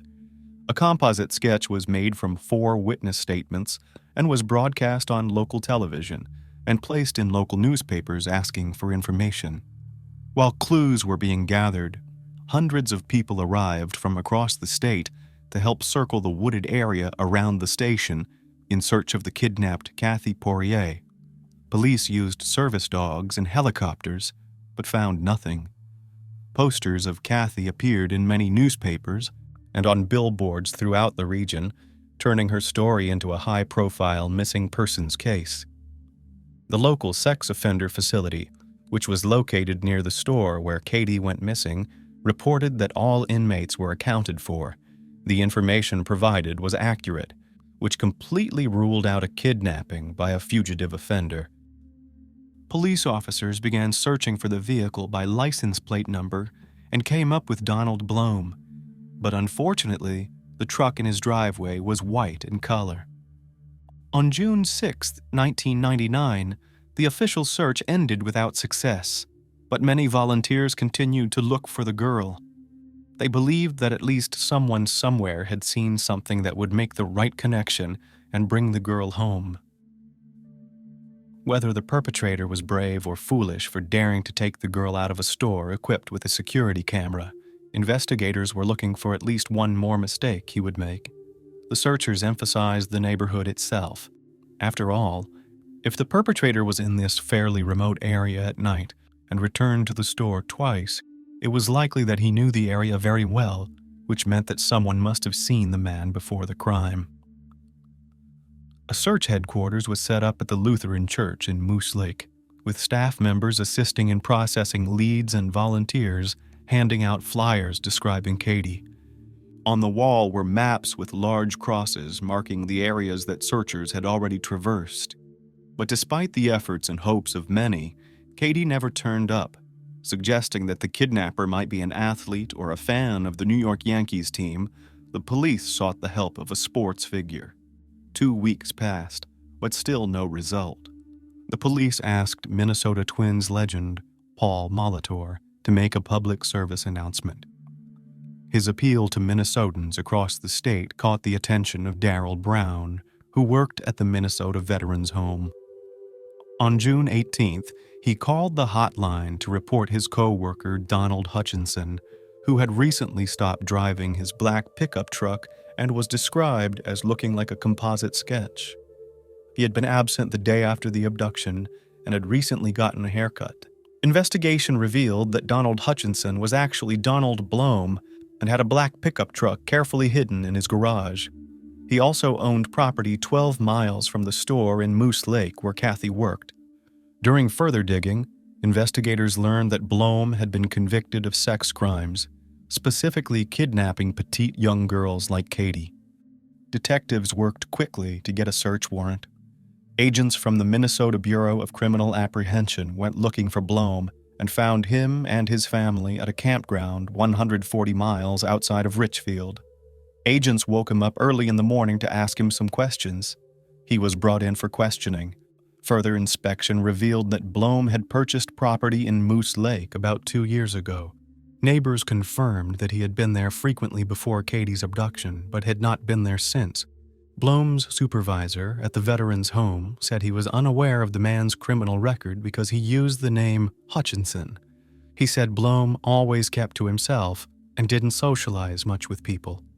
After his arrest, Donald Blome was friendly and cooperative, but then he refused to testify and asked for an attorney. Meanwhile, authorities organized a series of searches that left them in shock. Various items were seized from Blome's home, but no official statement was given as to what the items were or how they figured in the investigation. Another search was conducted on Blome's 20-acre property in Moose Lake, involving more than 100 National Guard members and several hundred volunteers. They marched several miles from his property into the woods, but as darkness fell, they had to leave. The next morning, the search resumed with renewed vigor, and Katie's mother said she had a gut feeling that they would find her daughter alive. Apparently, some hoped the girl was being held somewhere against her will, but the sheriff was less optimistic. On the morning of the second day, searchers found bone-like fragments among the ashes in a fire pit on Donald Blom's property. They were sent to the lab for further testing, and to everyone's shock, they were identified as bone fragments, and a tooth found in the ashes was also sent to odontologists, experts in dental remains. Certified forensic dentist Dr. Ann Norlander conducted a time-consuming and expensive examination of the tooth.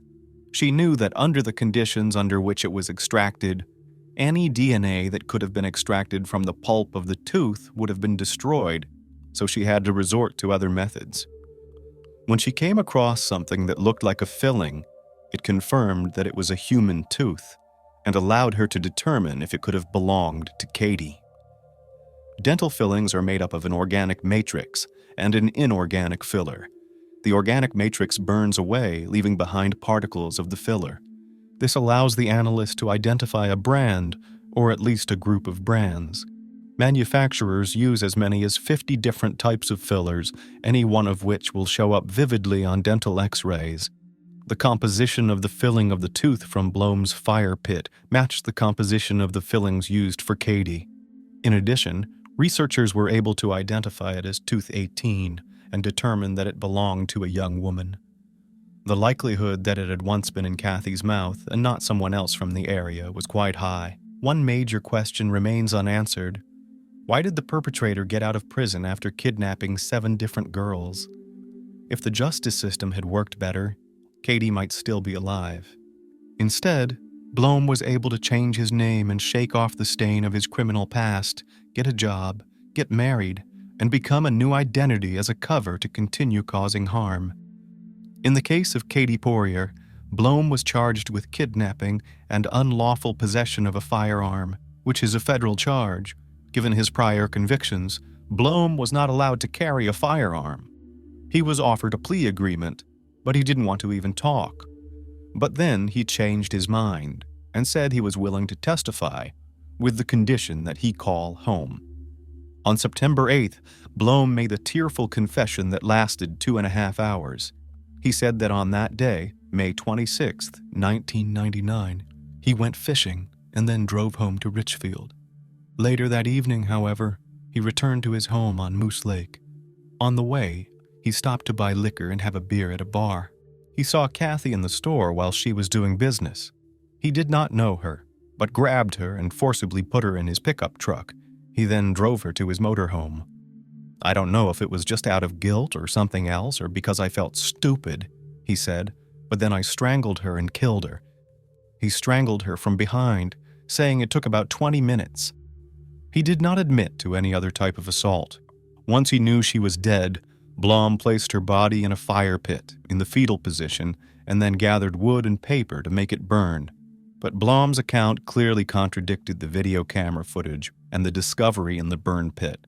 Blom claimed that he remembered her asking him several times to let her go, although she did not struggle with him until he began choking her on his property. He said he managed to kill her with his bare hands. His account of burning the remains was also not realistic enough, as wood and paper alone could not have reached a high enough temperature to turn a human body to ashes. When prodded, he admitted that none of this made much sense to him. He just didn't know why he did it. When the interview was over, Blom called 2 local television stations to report what he had done and asked that the reporters leave his family alone. The deal also returned confiscated property to his wife, Amy Blom, including a parcel of land on Moose Lake, a home in Richfield and the family car. For the Poirier family, the confession was devastating because they had hoped Cathy was still alive. Blom now claimed that she had been murdered and cremated for no reason other than his nocturnal impulse, which he could not explain. Blom soon recanted, saying he made a false confession due to the stress of solitary confinement and the medication he was taking. He said he was hallucinating and believed the only way to escape from the cell was to tell the authorities what they wanted to hear. But he was out of his mind, he now claimed, and didn't know what he was saying. The plea bargain had been canceled, and lawyers for both sides were preparing for trial. There are different types of false confessions, and sometimes people just spontaneously confess to something they did not do. This usually happens in response to a high-profile case. Some people expect the interrogation to be too intense, so they quickly succumb to the pressure to confess. But there is another type of phenomenon that can occur. People may internalize assertions of guilt from the police and come to believe that they have committed a crime that they were not involved in. Whether Blome actually confessed to perjury or recanted his testimony is now for the jury to decide. Blome was brought to trial. The trial began in June 2000 and took 5 weeks for jury selection.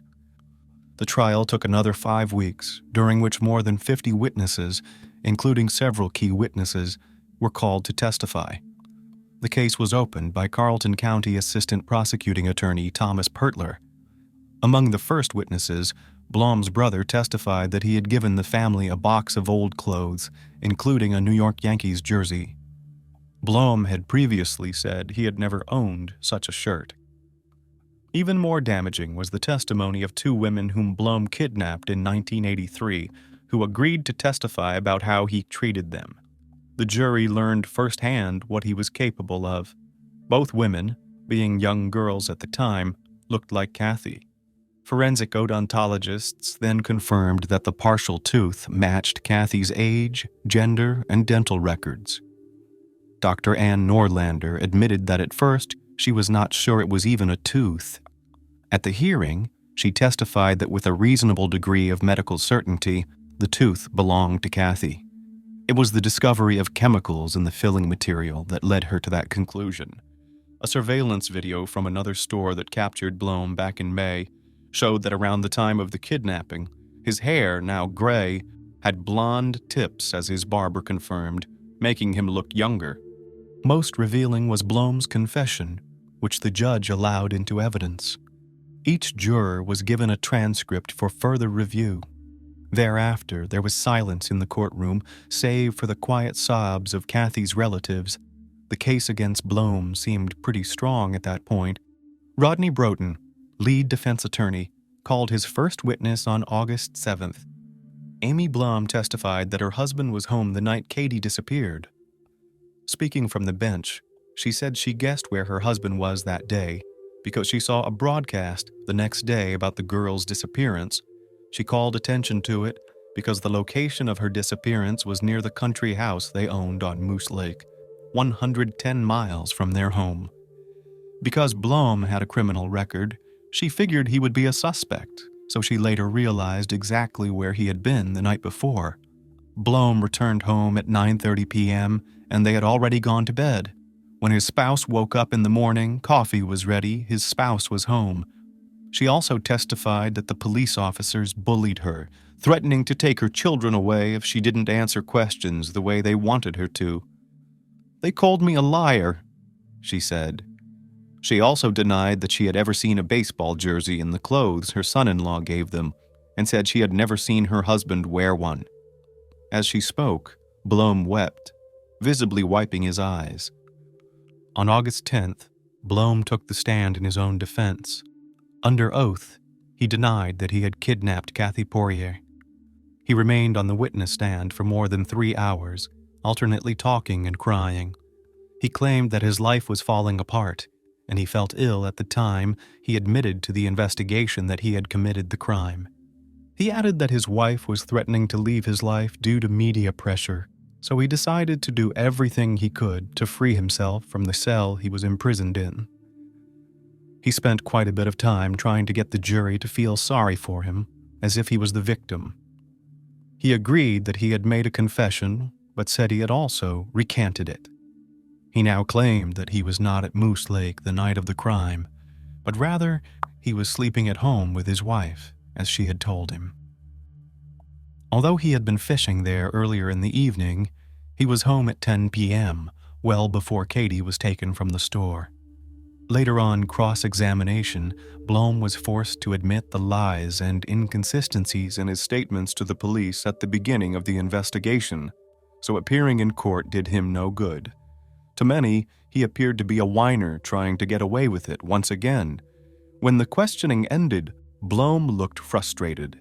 He turned to the judge, cursed, and asked if he could only make one statement. After a negative answer, the case went to the jury. After 10 hours of deliberation, 3 of which were spent replaying the taped confessions, the jury found Donald Blom guilty. He received a life sentence without parole. Blom continued to insist that it wasn't over and predicted that one day he would be exonerated. "I never killed anyone," he insisted. He was sure he had a strong case for appeal. But in 2004, the appeals court issued an 81-page ruling that upheld the conviction. Although his trial was not perfect, the judges decided it had been fair. They saw no reason to overturn the ruling or order a new trial. The murder of Caitlin Poirier led to the passage of Katie's Law, which included the development of a statewide computerized crime-fighting network, tightening the requirements for tracking predatory sex offenders like Blom.